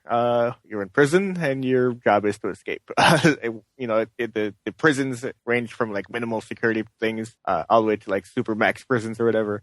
But you have to like craft items from stuff that you do. You like have prison jobs or whatever. You join factions, all this stuff that you find in stereotypical, I guess, movie plot lines or whatever that people assume happens in prison. Wait, is this the 8-bit looking one? Yeah. Oh yeah, I remember this one. Yeah. Yeah. It actually looked surprisingly clever. Like there was like all these ways that you could go about doing it. Yeah. So okay. That's actually pretty cool. Do you know how much it's going to be? I don't know. I would just refer you to the Xbox One price, whatever that is, and adjust your expectations. It's going to cost 16,000 points.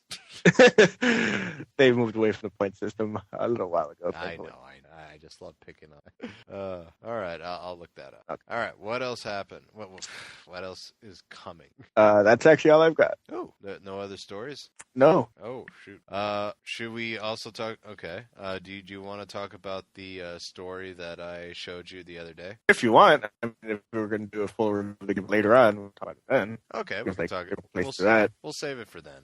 Okay. All right. So with that all being said, I guess it's time for the drop. Yes, sir. This week, in alphabetical order, as these things always go, the first game on this list is Best of Arcade Games Deluxe Edition, coming out to Vita as a digital title. You can grab that for $19.99. Bloxic, which we talked about, I believe, last week, is out on Vita as a digital title for $9.99. Gradius 5 is out as a PS2 Classic, which you can download to your PS3. Grand Theft Auto The Trilogy is a PS2 Classic bundle out on digital. You can get that for $29.99. Let's see, Medieval Defenders on PlayStation Vita as a digital title. That is $5.99. That looks like a tower defense game. I would assume it is. Yep. Mortal Kombat X is out on digital retail, $59.99, of course. Tesla Grad for PlayStation 4 and PS3, digital cross-buy for $14.99. Titan Souls is this week's Spring Fever release. PS4 Vita digital cross-buy for $14.99. $13.49, I believe, if you've got PlayStation Plus for the first week. We Are Doomed for PlayStation 4 as a digital title. You can grab that for $9.99. Demos include Shiftlings on PlayStation 4 and Shrine Enchanted Edition also on PlayStation 4. Let's see here. Is there any DLC that is interesting here this week? I don't really think so. Looking. I don't think there is. But the only major thing now, since we're recording over the weekend, when this goes up, you'll still have time to check out the flash sale that's going on right now that ends on April 20th. And that's basically a bunch of action games and action movies. Highlights include, if you still haven't gotten it, Bayonetta for $8 on PS3. Even though it's got crappy load times, it's still a good game. Yeah. If you can put up with Bloodborne, you can put up with it. Yeah. Let's see what else. I believe you can get the original Hot in Miami for $4 as a cross-buy game on 3 platforms, so that's great. Mafia 2, I think, is an underrated game for $4. That's worth checking out. Mirror's Edge for $6. You can get basically the entire Ninja Gaiden saga 1, 2, and 3 for $8 and $12 for Ninja Gaiden 3. Sonic Adventure if you're into that. And yeah, just check it out. There's a lot of stuff there. Cool beans. All right, folks. Very anticipated topic of the week as a very much talked about game dropped this week. A game that is filled with a lot of combat and filled with mortals. Okay. And this is probably the 10th time they fought. Jeez, this is terrible. All right, folks. Mortal Kombat X. Let's head to topic of the week.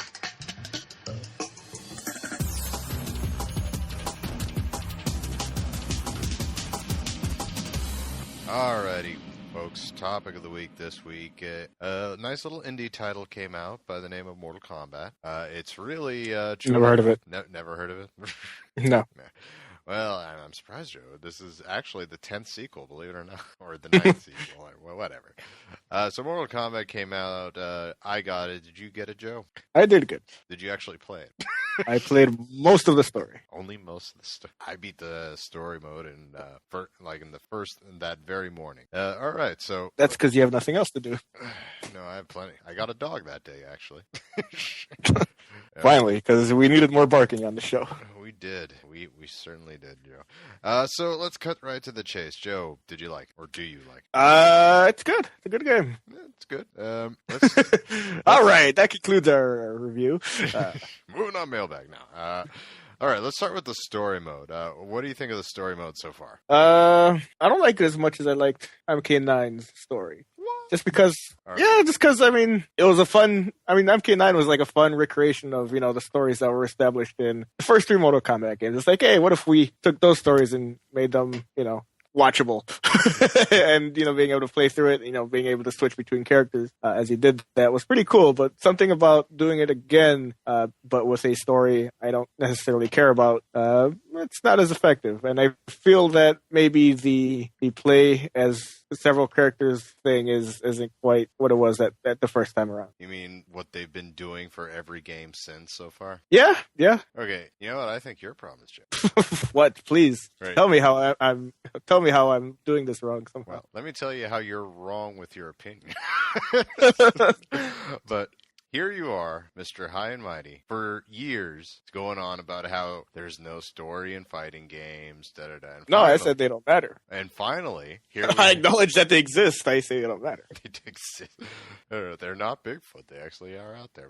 But here we have a story where the story does matter. Like the events of that first, technically it's now the first Mortal Kombat in continuity, but the 2011 Mortal Kombat, and where the events that happened over there did in fact matter, and you have issue with. Well, I mean, remember how you were like, "Oh, I don't know if these characters are going to come back because so many of them died." Guess what? Almost all of them are back in the game. It's like, oh, it didn't matter. What do you know? They're all back. Well, Liu Kang is right here, everybody. Look at him. Well, that's not entirely true. Sindel isn't there. Smoke isn't there. It's most of the way true. Because no one gives a shit about Smoke. Plenty of people care. Trust me, people care about Smoke. And secondly, most of the way true, really. So that's just a glorified way of saying it is not true.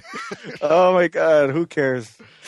And I mean, I don't know, just the format though of like the weird sequence where it's like, all right, we follow this character for 10 minutes, and then we follow this character for 10 minutes until we've followed all the characters for 10 minutes. It's like, I'm not sure that's necessarily the best way to structure a story, because it feels a little bit disjointed.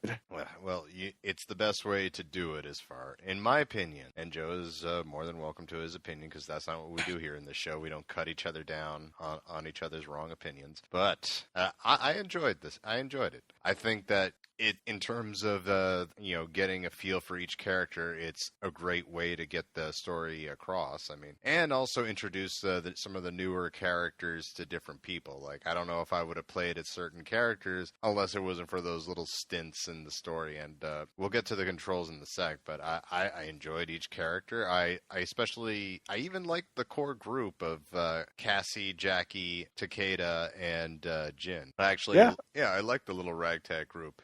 And let me tell you about the story. Look, it's not The Last of Us, okay? It's well, that sounds like a cheap way of saying it's not very good, but I accept it because it's all I got. No, I think it's a good story. However, I'm not gonna like bash it because it's not like groundbreaking or anything like that. But I thought it was, for what it was, I thought it was a fun story. You know, 4 guys up against Shinnok, who becomes every boss that I ever hated in a fighting game at the very end. Oh, the cheapness of that final boss. That's the one negative I'll say about that story mode. I wanted to throw my controller against the TV after fighting Shinnok, who can just Ryu blast you to death if you're not careful. And, it's almost as if fighting game bosses are bullshit, Malcolm. Well, I will tell you this. They didn't take the cheap way out with him and just have him flash gold like they did on the previous bosses or last year's boss. They're like, oh, he shines gold and what you did doesn't matter. No. I could, but still, it was a pain in the neck fighting. But aside from that, I thought the story was fun. I like how they wrote off certain characters, such as Baraka, who is dead. Spoiler.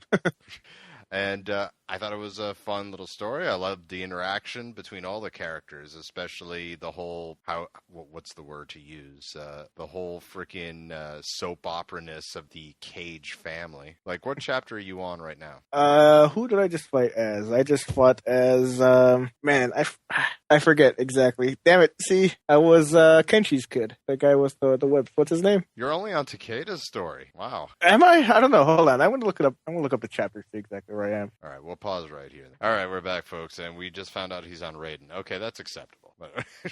That fight scene with every dead character ever was sort of mirroring his story mode last year, because also he fought every dead character in the story, too.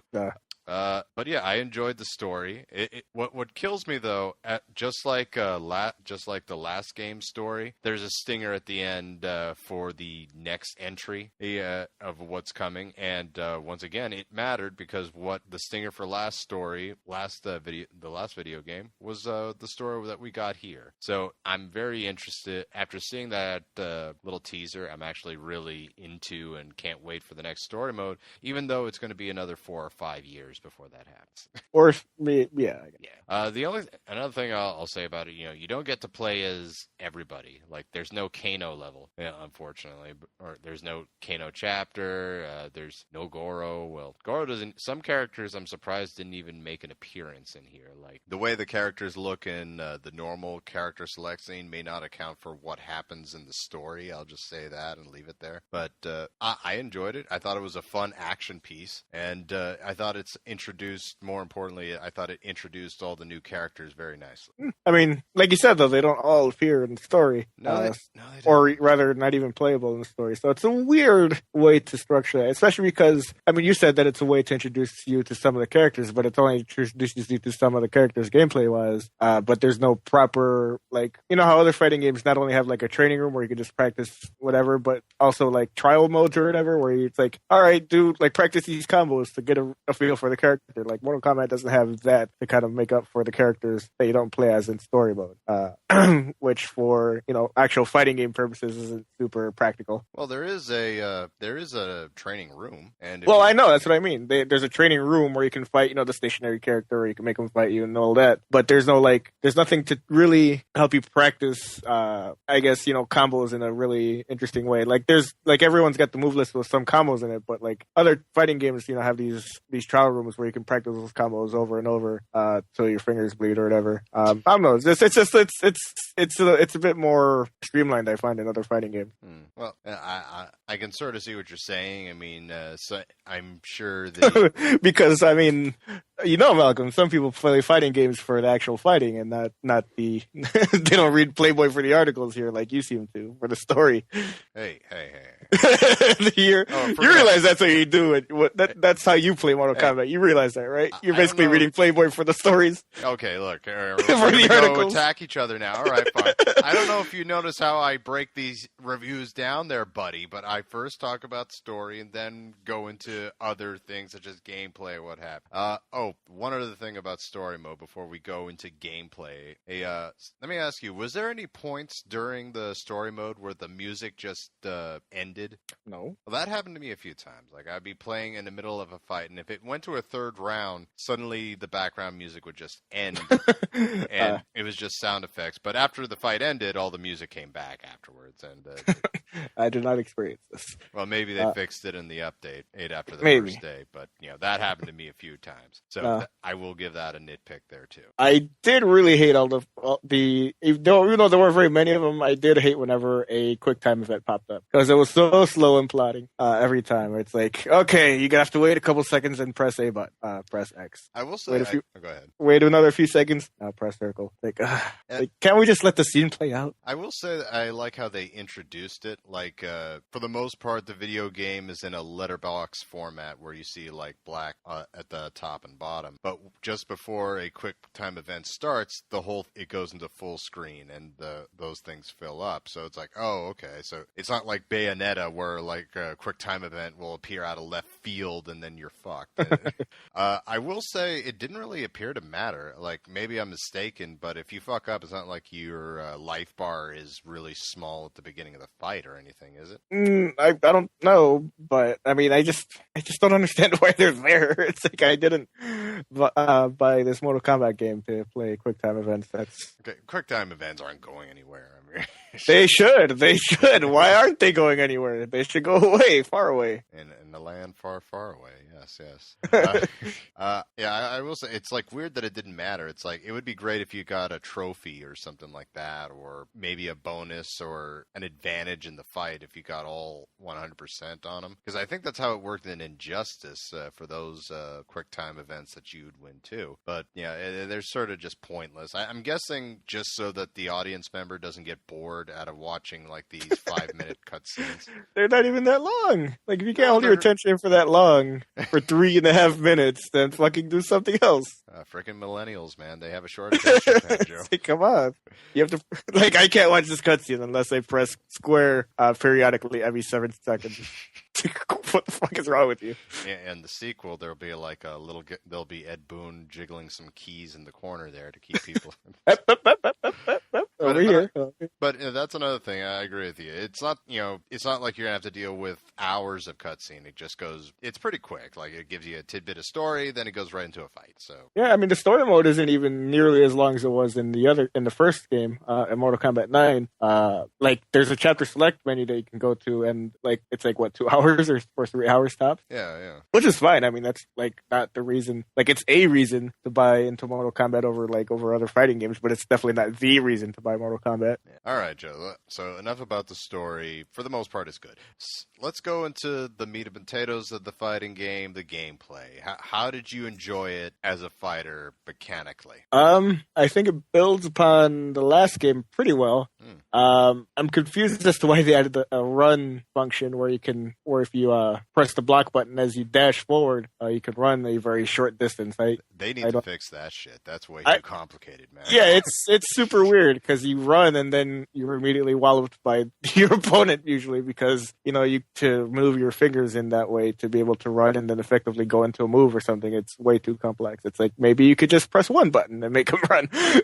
Like I don't know why they did that. But. Yeah, the L3 button, quote unquote, is there for a reason after all. But that's just nitpicking. I really liked a lot of what they did with this. Like mainly the now 3 variation there are of each and every single character. Yeah, because I mean at first at a glance it's like there's only 24 players or characters in the game when you compare that to like Ultra Street Fighter 4, which is like 40 characters at this point or something, or like Marvel vs. Capcom, where it is like a gajillion characters. You look at pretty much any other fighting game and there's like way more. But then, like you said, there are 3 variations of each of these characters, and they share some things like some basic combos and some special moves that are just universal across the board. But for the most part, they're all very different in terms of move sets, combos, chains and what have you. Pretty much fundamentally changing the character in pretty interesting ways. Yeah, to a point where the entire strategy of using the character completely changes. Is where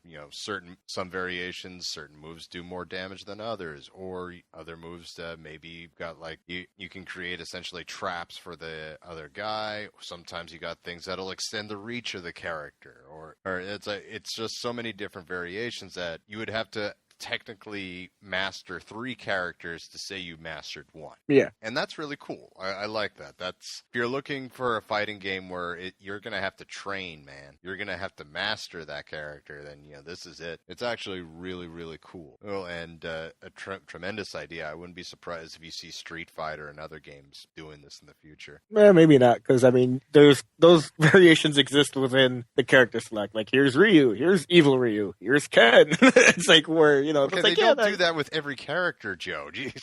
Here's Sakura. It's not like Mr. Capcom or whoever the president is over there is like, the Guile has a flash kick. That's all the variation you need right there. But here's Guile. Here's Charlie. But I do like it, and there is a way to tell what variation people are doing. Like, imagine if you couldn't tell at all. That'd actually be pretty interesting. Well, you can tell by reading on the character name during the fight screen.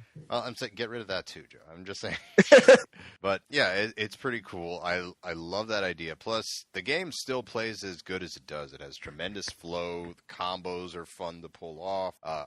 All your favorites are there.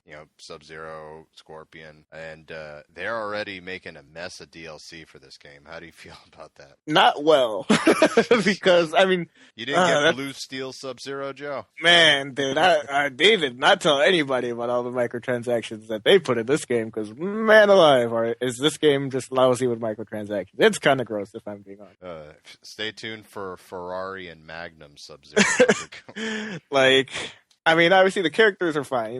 Characters are cool. Those add to the longevity of a fighting game for sure. And licensing characters like Jason and Predator, that costs money. So of course, yeah, that's worth paying for. But when there's a big giant prompt on the main menu, it's like, here's the PlayStation Store. It's like they're all like, you want me to spend $30 on this game that I've already spent $60 on? Oh, you want me to spend more than that? Because you go into the crypt or whatever to unlock stuff just like last time. But here, you go to the crypt, it's like, I unlocked the easy fatality token, what's this? Or a skip token, what's this? It's like, oh yeah, you can do easy fatalities, with a couple of button presses instead of, the giant sequence that it usually is. And you earn those in the crypt. I didn't realize those took up tokens, so I was wondering what happened to them. Yeah, if you want more than what you earn in the crypt or in the story mode or whatever, you have to buy more for money in the PlayStation Store or the Xbox Live Store if you're playing over there. But you know what I actually think is amazing about that? What, pray tell? Like my favorite bit of the DLC is for $19.99, Joe, you can just unlock everything in the crypt. $20? Are you kidding me? $20, which here's the thing that people don't understand about DLC, Joe. Now, you don't need to buy it. But there are people out there lazy enough that they'll just drop the $20. $20 though, Malcolm. I've seen this stuff before, and it's already kind of gross. And like EA games, like for Need for Speed, it's like, here, I'll unlock everything. But they only charge you like $2. It's like, all right, lazy ass, give us $2 and you can unlock everything. Not 20 goddamn dollars. I'm number one. I'll go with the $20.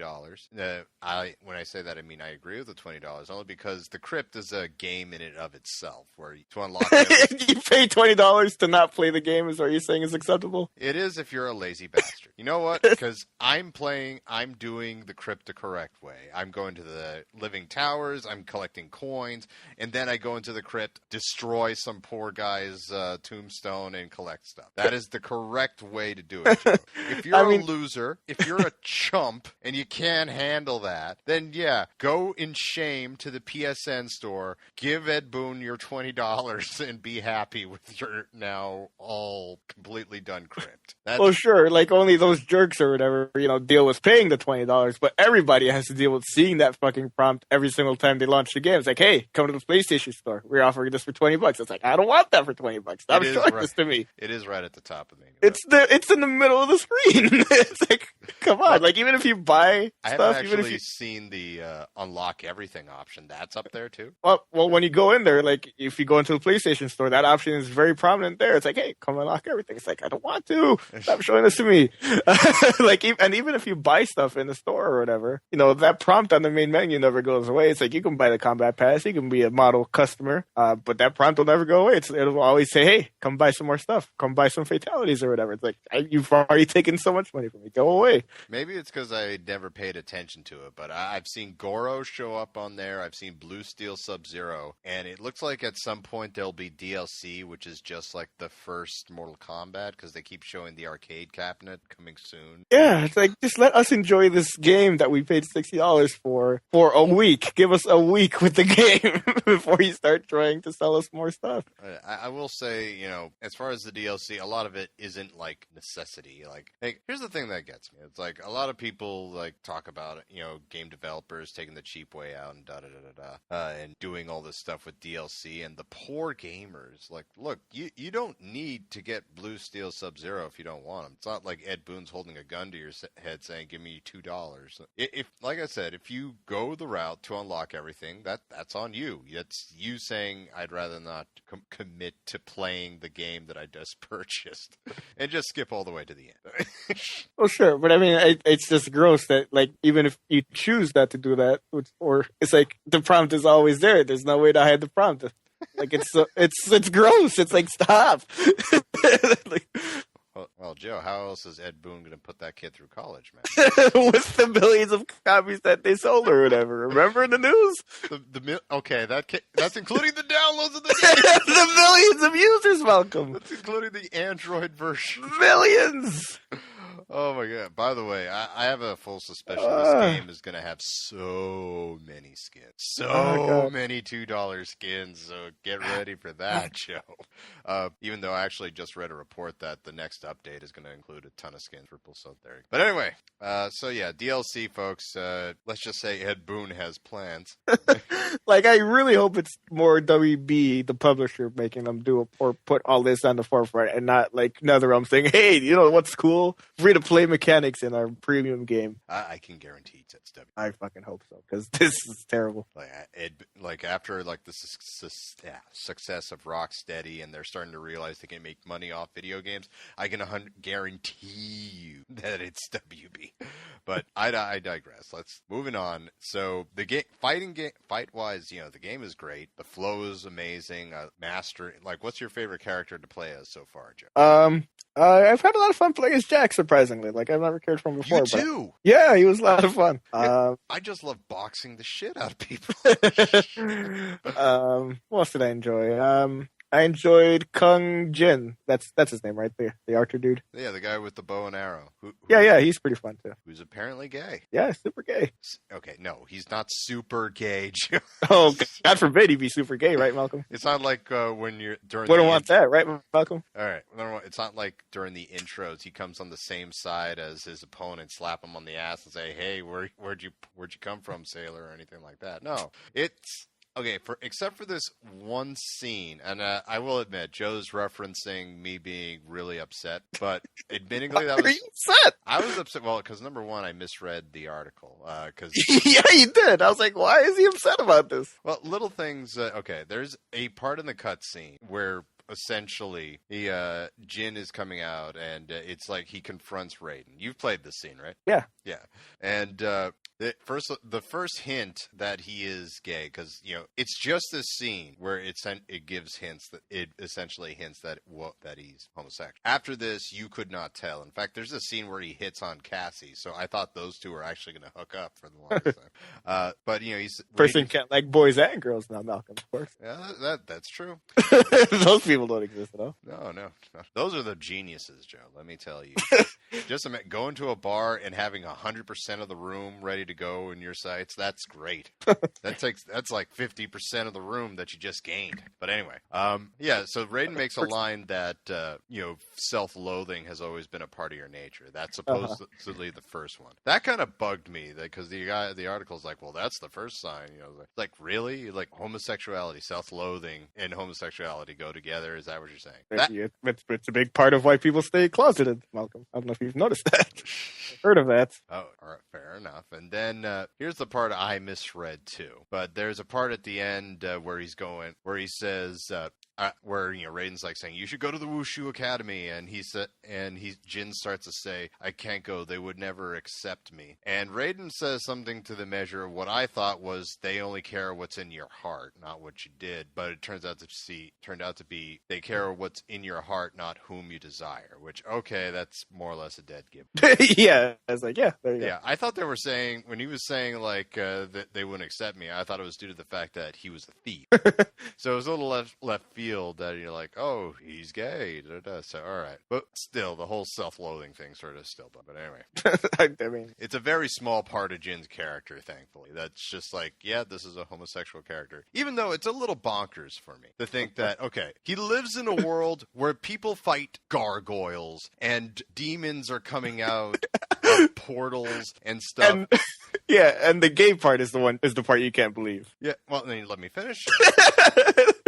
Yeah, there where different dimensions are at war with one another. At that point, I'd like to think that EarthRealm wouldn't give a shit about sexuality at that point, because we simply put, we need manpower, we need people to fight these freaking demons. At that point where like the skies are turning red because we're being controlled by like the freaking dead realm or NetherRealm, the last thing I'm going to care about is like who does the people defending me prefer.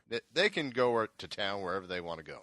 Just save me from the demons. It's like I would love to see that Wushu interview. It's like Jin, I guarantee you, just went up and said, "Hey, let me in there. I wanted to fight for EarthRealm."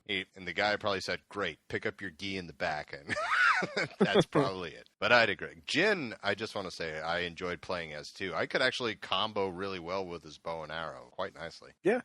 I enjoyed Jax surprisingly, maybe because he's more or less a pro wrestler. But yeah, I mean one of his styles is wrestler. Yep. And every time he does the X-ray, I always silently say "pop up power bomb," but. Love me Kevin Owens. But anyway, plus he's essentially doing boxing, sort of like Cyborg from Injustice, and that part just combos really well. I destroy people, Jack, so much. I also enjoyed Cryomancer Sub-Zero. I really enjoyed Takeda. I had a lot of fun with Sonya and Cassie. I comboed really well with, and actually had a lot of fun with it. And Goro. Oh my god, I had fun with Goro. Like I was expecting it to be like one hit, you do a fireball, and you jump into the air and land and stomp on the guy a few times. That's essentially it. No, you can combo with him. You can do all sorts of moves with Goro. Like that's a tremendous success right there. I enjoyed it. That's another thing I like about it. I have fun with like pretty much every single character. There's not a character that I hate. There's no T-Hawk in here for me. T-Hawk. Oh yeah, he's terrible in Street Fighter. My God, I didn't care for Kotal Khan. He's a little weird, yeah. Or Devora. Devora. Once you figure out what works with Devora, she's actually pretty good too. But Kotal Khan, that chapter sucked. Yeah, I'll give you that. I will say that a lot of it is you have no say in the variation of the character, which, like I said, changes completely how well he does. And sometimes in the course of the story, it'll just change on you, and like special moves that you were using for one fight now no longer work in the second. Yeah, that happens to me a lot with Raiden. Where I was with Sonya too. Or it's like teleport. Oh god, no, what? Look, static discharge, no. Oh. But I enjoyed every character. I am still having fun going back and trying out different variations to see which ones I like. But like I said, so far Jax is just fun. I can't believe I'm saying that about Jax. Yeah. Oh my god. What did you think of did you have anything else to say as far as the gameplay? No, not really. Trying to think. No. Let's see. What about how do you think it feel on the music? I didn't really notice it, which isn't good or bad, I guess. I mean, I didn't notice it, so it's definitely not bad, but it's not necessarily good because I never noticed it. I thought it was all right. I mean, I guess like I guess I have to agree with you though, as far as forgettability. I mean, if you were to ask me what was my favorite one, I couldn't tell you. Well, okay, I remember like the music that plays in the Jinsei room. That one, I actually like that one, but that's it. That's like all I can remember. What did you think about the interactive levels that continued from Injustice in this one? They're cool. It's just weird that, well, I guess gameplay wise, it's weird that there's a stamina bar. And, interacting with the environment, depletes that, which I guess is kind of good. You don't want to just be able to bounce from one side of the screen to the other at will. But I don't know, like throwing a barrel shouldn't stop you from being able to dash immediately afterwards. That feels kind of dumb. Oh, well, probably because I don't run at all when I fight so far. I guess that's why haven't noticed it yet. Well, I don't run, but dashing, just double tapping either direction depletes a little bit. Let's see what else here. I will say this: very easy to get trophies in this game. Is it? I mean, I've only gotten a few. One for getting like 50% of the story done. One for spilling a certain amount of blood, which I guess isn't a lot of blood. Well, let me tell you about it. Let's see. You know that one level where there's like this old woman walking in the background, you can grab and throw her? I've thrown her many times in the story mode. Yeah, you got a trophy for that. Oh yeah, I did. You get a trophy for changing the border on your profile image. You get another trophy for changing the picture in there. You get another trophy for changing the borders. You get a trophy for doing your first fatality. You get a trophy for doing a certain number of towers. To me, like I get like a different one. It feels like every day. It's like to a point where I'm really starting to wonder how many trophies get. Probably 50.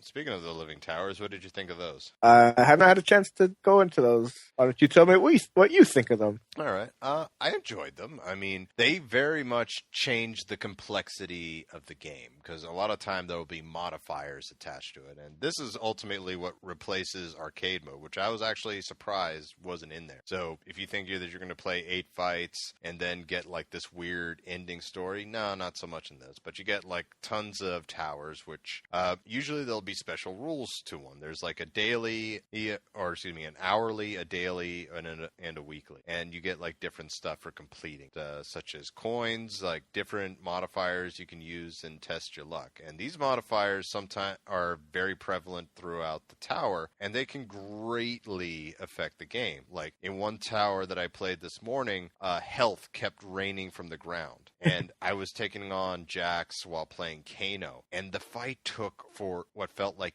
eons, because every time I would have Jax down, he would suddenly have health thrown at him, and before I knew it, he was back at full health, and the fight just waged on, and then he'd whittle me down, but then I'd get health, and it was just like a battle of attrition at that point. There are other times, like they got, higher ground, I believe it's called, where essentially the entire screen tilts back and forth like you're on a ship, and whoever is on the high ground starts losing health. So you have to keep an eye on where the screen's tilting, and you have to try to jump over the opponent. Other times there is no jumping, or else you lose like half of your life. So now you have to work off just attacking on the ground while not jumping in the air. So you have to change your strategy quite a bit on the fly, and that keeps the game interesting. So I've been digging it. I've been playing it again and again, mainly for getting points for my faction, and as well as unlocking stuff, which I'll segue into Faction Wars. Joe, what do you think? I don't understand faction. Right. I was prompted to choose a faction when I loaded the game for the first time, and I chose the Lin Kuei, I guess, because I was like, okay. That's a great choice. I gotta tell you, man. Welcome to the club, my friend. And I was like, and then after that, like I tried to access the, pressing L1 on the main menu, and it just kind of timed out. I was like, okay. And I earned faction points every time I complete a fight in the story mode. But besides that, leveling up to like level 15 or whatever that I am now in my faction, I have no idea what it actually does. Well, let me tell you, my Lin Kuei brother. So it adds like something else for you to work for. Like I said, this Mortal Kombat is surprisingly grindy. Once again, you could pick Lin Kuei also on the Mortal Kombat mobile game and get points for that. But essentially, every week, these different factions, which are, just for everyone out there, the Lin Kuei, like me and Joe here. You got Black Dragon, Special Forces, Brotherhood of Shadow, and the White Lotus. Which, two things I want to comment on right off the bat. Number one, where's the Shiro Ryu in this? You think that would have made the cut? I mean, it's like very prominent in the story mode, but they all died apparently.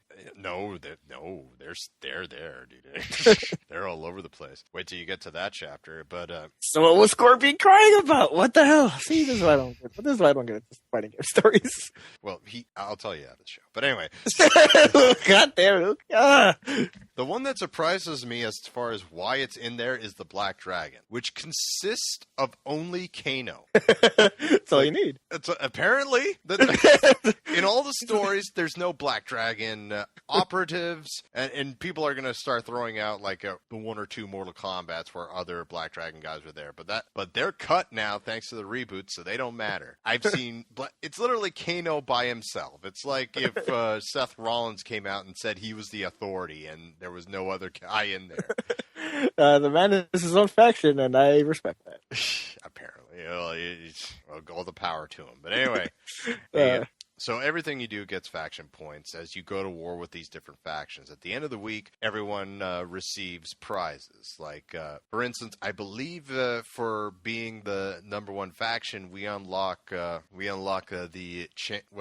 leader championship. Their faction fatality, which I don't know if you noticed, Joe, but the entire time you were playing, you've been slowly but surely unlocking faction fatalities, which you can use in place of the actual fatality. No, I had no idea. Yeah. So like each one has like 4 different fatalities. Also, you unlock different pictures, and the pictures and profile stuff is based on who you're playing as. But you level the faction out the more you play under the umbrella of the faction. Also, during invasion events, you can take on the special invasion tower, which gets a whole bunch of points for your faction, or you can take part against the Outworld Assassin, which the Outworld Assassin has like pretty much unlimited, has like a set amount of health, and everyone takes a turn fighting it to slowly but surely whittle it down. You get 30 seconds at a time, and it's pretty much an opponent from the game at its max difficulty. And if you endure for 30 seconds, you probably get a trophy for that. Like, I got a trophy for even trying the Outworld Assassin out. And so it's and we haven't seen what you get yet. I'm assuming it's the special faction fatality for doing it. But when right now, Lin Kuei is leading the charge. I don't know if you noticed, Joe, with like 40% of the vote. And after we'll probably find out today. I need to log in to see what the prize was. And then there you go. But this takes place every single week. And people, by the way, are already crying, saying the game's broken because everyone went Lin Kuei. And look, once everyone levels out the Lin Kuei, they're gonna move around. So calm the hell down. They're gonna especially move around a lot when they max out all the different factions. So right now, Joe, you're where you need to be. Just make sure you pop in Mortal Kombat and do something to get the prize at the end of the week, and you're good to go. Sure. All right. I actually like this, just for the simple fact that everything you do gets points for the faction. So even though online play gets you the most points, you could still just stay at home and do a living tower and gain points for your faction. So I guess it's just another way to compete in this game. Yeah. The more I can earn with the least amount of effort, the better I enjoy. Well, you're still exerting some effort. Come on. Let's see. So that's about it. So, Joe, we have a ranking system. We have basically 4 points. Buy it now, buy it on sale, red box it, or skip it. So, in your opinion, what would you give this game? I wouldn't buy it on sale. I would buy it when the inevitable complete edition comes out within the next 10 months. Okay, no, don't do that. Don't do that. Because the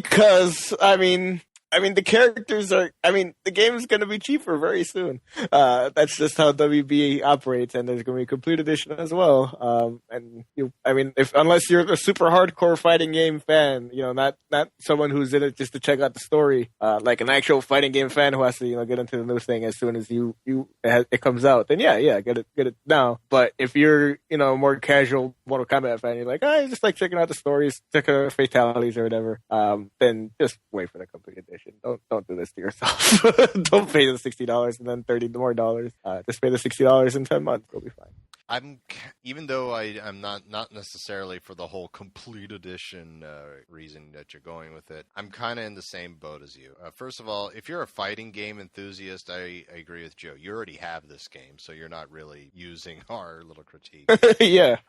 One thing I will say that, it's kind of necessary that you be either a fighting enthusiast or a Mortal Kombat enthusiast for that matter. Because, after beating the story mode, I've just been playing Living Towers, and it's been getting kind of meh. I mean, the game is fun. The game is expertly made. It's going to be really incredible going to EVO. Oh, what's the guy's name? Varen Black? Yes. Wait, no. I think it's Aaron Black. Aaron Black, thank you. He's amazing to play as, too. He is so much fun. Have you tried him yet? No. You gotta. Go use it. I used Marksman on him. Just all the gun moves are great. Plus, have you seen his X-ray yet? No. Oh, it's great. You get, like, this dramatic shot of him pulling out a trigger. He shoots it, and then the camera zooms in on the bullet, and it has the opponent's name on it. And then it just, like, bounces around all over the inside of his body. It's great. But anyway, moving on. So, unless you're huge into fighting games, the game could replay value sort of deteriorates unless you're really that gung-ho about getting everything in the crypt, which once again for $20 you can do so. Don't do that. Don't do that. But yeah, while I really enjoyed it, I would put this game on a high wait for it on sale, which, even though I'm not agreeing with it, is essentially Joe's kind of point where when the special edition comes out for a little cheaper. Yeah, depending on whether or not you care to play as the Predator and Jason, you can either wait for the complete edition or wait for a sale. Either way, don't pay $60 for the current product if you're a casual fan. Yeah, unless you're a Mortal Kombat enthusiast like me or a fighting game enthusiast like all those Evo dudes. Because trust me, this game will be it. In fact, it probably already was it. I think they announced it for Evo a while ago. By the way, just in closing, what did you think of the fatalities this game? They're pretty brutal. They are amazing. How have you used the brutality? Speaking of brutal, I still don't know how to do it. Don't you have to unlock them in the crypt? Yes, some of them. But even when I get them, I'm not sure what to do. Do I have to start a combo and then like somehow pull off the the trigger for it during the combo? Like I've never done a brutality before, so it's like I'm pulling my hair out because. And this is going on with sort of your point with the training mode. It's not like I don't think you can practice it in the training mode either. So yeah, because I mean the point of the brutalities isn't a post match kind of like fuck you to your opponent where you do it after you already win. You perform a brutality to end the fight in the first place, and from there you can't even do a fatality because you murdered your opponent in the middle of the fight. But there's no way to practice it, and largely there's no way to even know how to perform them unless you're in the crypt unlocking them and then reading how to perform them. So that's the weird aspect of the game. All right, so that's our opinion on Mortal Kombat. Good game overall. Although, if you're looking into it, you may want to hold off for right this second. Though, still an amazing game. Still an absolutely amazing. All right, so without further ado, folks, let's take it to the mailbag.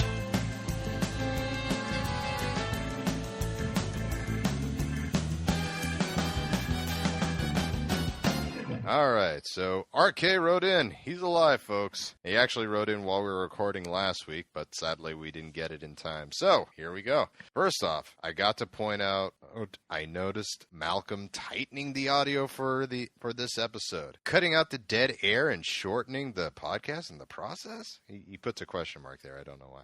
Was this manually done? If so, major respect. Sadly, I cannot accept your major respect. I actually tried it. As you may or may not have heard, we have a YouTube channel, Firmware Update Podcast. Go check that out. It's in the description. And for one of the episodes, true story, one of the podcasts I listened to is called The Biggest Problem in the Universe. And the guy was going off about how he goes through and edits out dead air and various other things. And I gave it some thought, and you're like, I don't really do that. So for this sometimes I'll put like little parts of the episode on YouTube. So like one part we were talking about Hideo Kojima's departure from Konami. So I just took that whole talk and just went through. It was like 15 or 18 minutes long, going through, cutting the silence, tightening it together, and just going through and go the whole way like that. I'm not kidding. It took me 2 hours. And I don't know if you've noticed, but the show runs a little long. So I did some research because, now it was driving me crazy. And I found out that Audacity, Joe, actually has a function where it'll do that automatically. It'll seek out all the parts with silence and cut them out. And so I did that. And oh my God, Joe, we are so terrible. My God. Well, speak for yourself, pal. Well, no. I'm pretty much perfect. Trust me. In every regard. You're perfect at creating silence, Joe. We agree. No joke. There was one episode. It was 2 hours long, and when I did this process, it cut a half hour from the episode. I was like, "Are you kidding me? That much silence?" Well, apparently, Joe does this for Slam U as well, though it's not anywhere near as bad. Probably because we're pretty just as passionate about video games, but usually we're talking the whole way through for the report. As opposed to us being casual gamers, and that's why we don't talk so much. Yeah, it's because there are some stories we really have nothing to say. Hey, Trials Fusion has DLC. That's cool, I guess. All right, moving on. Been meaning to ask you what program you use to record from Skype, as I am thinking of possibly trying my hand at Let's Play seriously again for the first time in 6 years. Still undecided, but I want to know just in case. The program that I use on my end, because I record for the firmware update, Joe used, and we use something different for Slam U, but I use a Skype recorder called Call Recorder. That's actually what it's called. And I just it records both Joe and me at the same time, and it's very easy to use. You just hit record when you want to start recording, and then you end when you're all set. For Slam U, I record my voice with GarageBand, and sometimes I'll run Call Recorder in the background as well as a just in case. Joe uses Audacity to record his voice on his PC. Mm-hmm. So there you go, a little insight behind the scenes there. Also, and the recorder that I use on Skype when I record via Skype is CallGraph. Very good. Also, I praised Joe for playing Agito last week, but after hearing his first impressions, I am shocked. I am the graphics whore, and you're the one rooting for still playing old games based on if they are fun or not, and that graphics don't matter. I mean, the game is gorgeous. You were kind of ragging on the graphics of Agito there, buddy. It's not gorgeous. Let's bring it down a notch. I still... It's a 5-year-old PSP game. Dude, I love the fact that he calls you on the fact that you're Mr. Retro and not arguing about graphics. And here you are arguing about graphics. That's pretty great. The in-game models look better than the cutscenes. Lots of detail and polish on the main cast. The NPCs and such aren't as detailed and don't look that great, but keep in mind the game is 8 years old. Heck, most of the PS2 remasters look worse on PS3 than this game looks, so I don't get it. I do agree about the camera, though. Camera is straight garbage. It works in battle, but not in towns. Joe, what do you have to say? It's an ugly game, and I don't accept it. Yeah, you keep thinking that when you're playing against Kratos and Shovel Knight there, buddy. Anyway. That's not an ugly... See, there's a difference, because that's an expertly drawn and animated game. Yep. It's done in a retro style, but it's not ugly.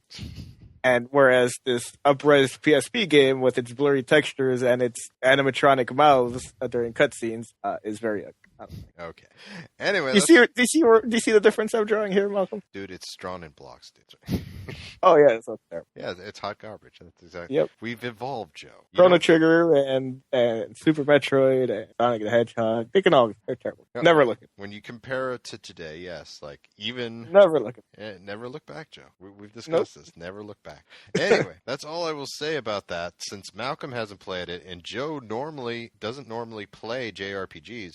So, I haven't played this game in 4 weeks, Malcolm, and I'm still further ahead than you are. Explain yourself. Defend your behavior right now. Yeah, I bought it to play the demo. See that? Oh God. I'll tell you what, though, I will get it done, just so we can finally review and move past this game. Very well. I would say I am over 60% complete with the trophies on the game side. I believe that. You're pretty powerful with trophies there, okay? So, Joe, how was your first week at Best Buy? I was thinking of getting in the Gamers Club program you offer, but I buy 99% of my games from GameStop. I calculated I would have to buy about 3 new games over the course of 2 years to get it to pay for itself, but I haven't bought 3 games from Best Buy in my life, let alone 2 years. Don't know if it would be worth it to use, especially with the stupid policy on pre-orders where you can't pay on games as you go. Yeah, that's kind of a killer for me too. You have to pay it all up front or put down a deposit, then pay the rest off once you pick up the game. What are your thoughts on it? Well, I mean, yeah, that sucks that you can't do the pretty much what amounts to a no interest loan on the game up to its release date. That sucks, yeah, for sure. But I mean, it sounds like otherwise. I mean, it's a 20% discount on all new games, I think. So like $12? Yeah, $12 off every new game that you buy. So if it's, the game is $60, it'll be $48. If it's like $40, it's, I don't know. That's not bad, actually. Yeah. And it sounds like he's basing it based on the old price of $100 a year. They very recently, like 3 weeks ago, lowered the price to like $30 a year. Oh, okay. So it pays for itself very quick. And you get some percentage. You get double the rewards points if you're also my Best Buy member or whatever. You get double the points on that. So that's if you're a rewards member there. That adds up quickly enough. What else is it? You get like either 10% or 20%. Probably 10. I think it's 10. If you trade in used games, trade in your games, you get an extra 10% in value. You get 10% off used games. Blah blah blah. It's okay. Yeah, I actually joined when I bought Mortal Kombat for myself because there was a deal where you got $15 off the game if you bought it with a Gamer Club membership or whatever, and you got a $15 gift card. I was like, score. They did all that. Nice. All right, Joe. You may have swayed me into considering it too. Yeah, I mean, if you lean heavily on GameStop's pay as you go reservation program, maybe not. But if you are able to pay the $60 each time up front, or less than $60 even, because you get the 20% off, then yeah, go for it. All right, Malcolm. So between Monster Hunter and Bloodborne, which game would you say you're enjoying the most? Well, Monster Hunter is still very much... Monster Hunter 4 Ultimate is definitely still my favorite portable game. Well, unless you count Final Fantasy Record Keeper up there. That's been eating up a large chunk of my time at work. But I've been enjoying the heck out of that. Bloodborne, it's got that whole lineage behind it, and I love everything they've done with it. So it's tough to say. Monster Hunter 4, I would say Bloodborne if I had to pick one, just because I enjoy it on my TV. Like, the next question is, like, what would you change if you could change anything? I would love it if it was on if Monster Hunter 4 was on Wii U, or heck, Vita, or PS4, or something like that, because in the end, I'm always going to prefer playing it on the TV. You can buy Monster Hunter 3 for that, I've been considering that. It's like only it's right there. The game, I hear, isn't terribly different. But, is anyone playing Monster Hunter 3 now that Monster Hunter 4 is out? Is my Probably, yeah. Well, I'll consider it. But, I mean, it's only $20. It's not even expensive. It's not that expensive. It's not that expensive. I would say Bloodborne definitely has me. Bloodborne, at least as of this recording, is my game of the year so far. So I am really digging so. But yeah, Monster Hunter 4. Yeah, Monster Hunter 4. I'm gonna have to make a case for that to at least be in the Dark Horse tournament this year. Yep. All right. So, folks, that does it for this episode of the Firmware Update. Special thank you to RK for writing in. If you want to be like RK, it's not his segment. You can write in and interrupt it. You can do whatever you want, folks. You can do so by writing into FirmwareUpdatePodcast@gmail.com. Write in about anything. You can write in a question for us that we'll discuss on the show. Like, for instance, Joe, what did you think of Daredevil? It's fucking terrific is what that show is. It is, my God. My goodness, what a show. Oh, man. Oof. I mean, oh, man, I could talk forever. Man, what a show. And, I've already had like this hopeless crush on Rosario Dawson, and I had no idea that she was even on the cast for the show. So when she pops up, You had no idea she was in the show? No, I had so I was like, hey, hey there, Ms. Dawson. Oh man, she's wonderful. You need to rent a movie called Alexander, and I'll just leave it at that. If you like Rosario Johnson. Oh man, if Rosario Dawson came over to my house and told me to travel to North Carolina and drown you in a bathtub, I'd have to think twice about it, Malcolm. I'd have to think twice. So, folks, you can write into the. I love it. I would dare say it's done dark and gritty better than any Batman film, Batman anything I've seen so far. So yeah, I love the idea of this street level character. That I just love the idea of it being this kind of weird kind of hybrid of like a cop drama / lawyer drama serial type thing, like this Law and Order type thing. But the dude dresses up in the night to beat people up. Yeah, I can get at that. Oh god, yeah, it's done really well. Plus, I love the takes on all the characters. Like, this is the most interesting Kingpin's been for me ever. Oh, Kingpin's awesome. Oh, yeah. And they cast Foggy Nelson so well. He's so great. I love Foggy Nelson. I didn't know he was that huge of a character in the Daredevil series. He's his best friend. How would you not know that? He's his partner-in-law. It's Nelson and Murdoch. Well, I was expecting him to die at some point. So. You should read. Have you read a Daredevil comic before, Mel? No, I have not. You should start reading some of those comics because they're terrific. Especially the current run by Mark Waid. Some of the very best comics you'll read that Marvel's publishing, and they've been very consistent for several years now. Issue 7 of not this current volume where he's moved to San Francisco, but the last volume, still by Mark Waid, is like a Christmas. It's a Christmas issue, and it's one of the single best. It's probably the single best issue that released that year. It's so good. I will say this TV series has made me want to go read Daredevil, which is what I love about everything the Marvel Cinematic Universe does. It makes me want to learn more. Yeah. If you want more Daredevil, Mark Waid, all of Mark Waid's stuff you can find in Comixology. There's a sale right now if you're listening before April 26th. There's a Comixology sale with a bunch of volumes of Daredevil comics that are available that are seminal runs by seminal creators such as Frank Miller, who had a legendary run with Daredevil. Brian Michael Bendis had a legendary run. That's on there. Both opening volumes of Mark Waid's stuff are on there. So go ahead and check those out. That's all amazing comic book stuff. There was an amazing moment when I was watching the series with my wife because I'm trying to explain to her what his powers are, for lack of better. Because for the most part, he's a normal human being, as seen by the cuts and bruises he has to deal with on every single episode. Oh, but I'm trying to tell her, because of the chemicals that took away his sight, his other senses are heightened. Compensating. Yeah, and Sandra seemed to believe that that's just how well blind people hear. No, he can hear through walls. He can hear someone's heartbeat to tell when they're lying or not. It's wait, you think all blind people can do that? No, blind people cannot normally be human polygraph tests. That's not how that works. What is that one episode where that first episode of Rosario Dawson fishes him out of the dumpster? He could smell the cologne of the dude from from down the hall outside of her apartment. It's what? That was the second episode. Yeah, but the first one where she appeared though. Yeah, the secretary, is she a character in the comic books too, or is she just for? Yes. What's her name again? Her name always escapes me because it's similar. I can't remember. Something else. But yeah, she's pretty much Daredevil's first girlfriend. Oh really? Yeah. Oh, that's gonna kill poor Foggy. Well, Foggy's got that other hot number that sold her soul to be at that big law firm for a while. Oh, they hook up? Okay. Well, yeah. I don't know, but I'm not super into Foggy Nelson's romantic history. But on the show, he dated Black Widow. Yeah. Foggy Nelson's great. Please tell me there's a Daredevil where he and She-Hulk go against each other in a courtroom. That would be in She-Hulk, the current volume or the latest volume of She-Hulk that only went 12 issues, unfortunately. But the last arc of that series is them squaring off in a court of law with She-Hulk defending Captain America and Matt Murdock prosecuting him. It's amazing. It's so good. Oh wow!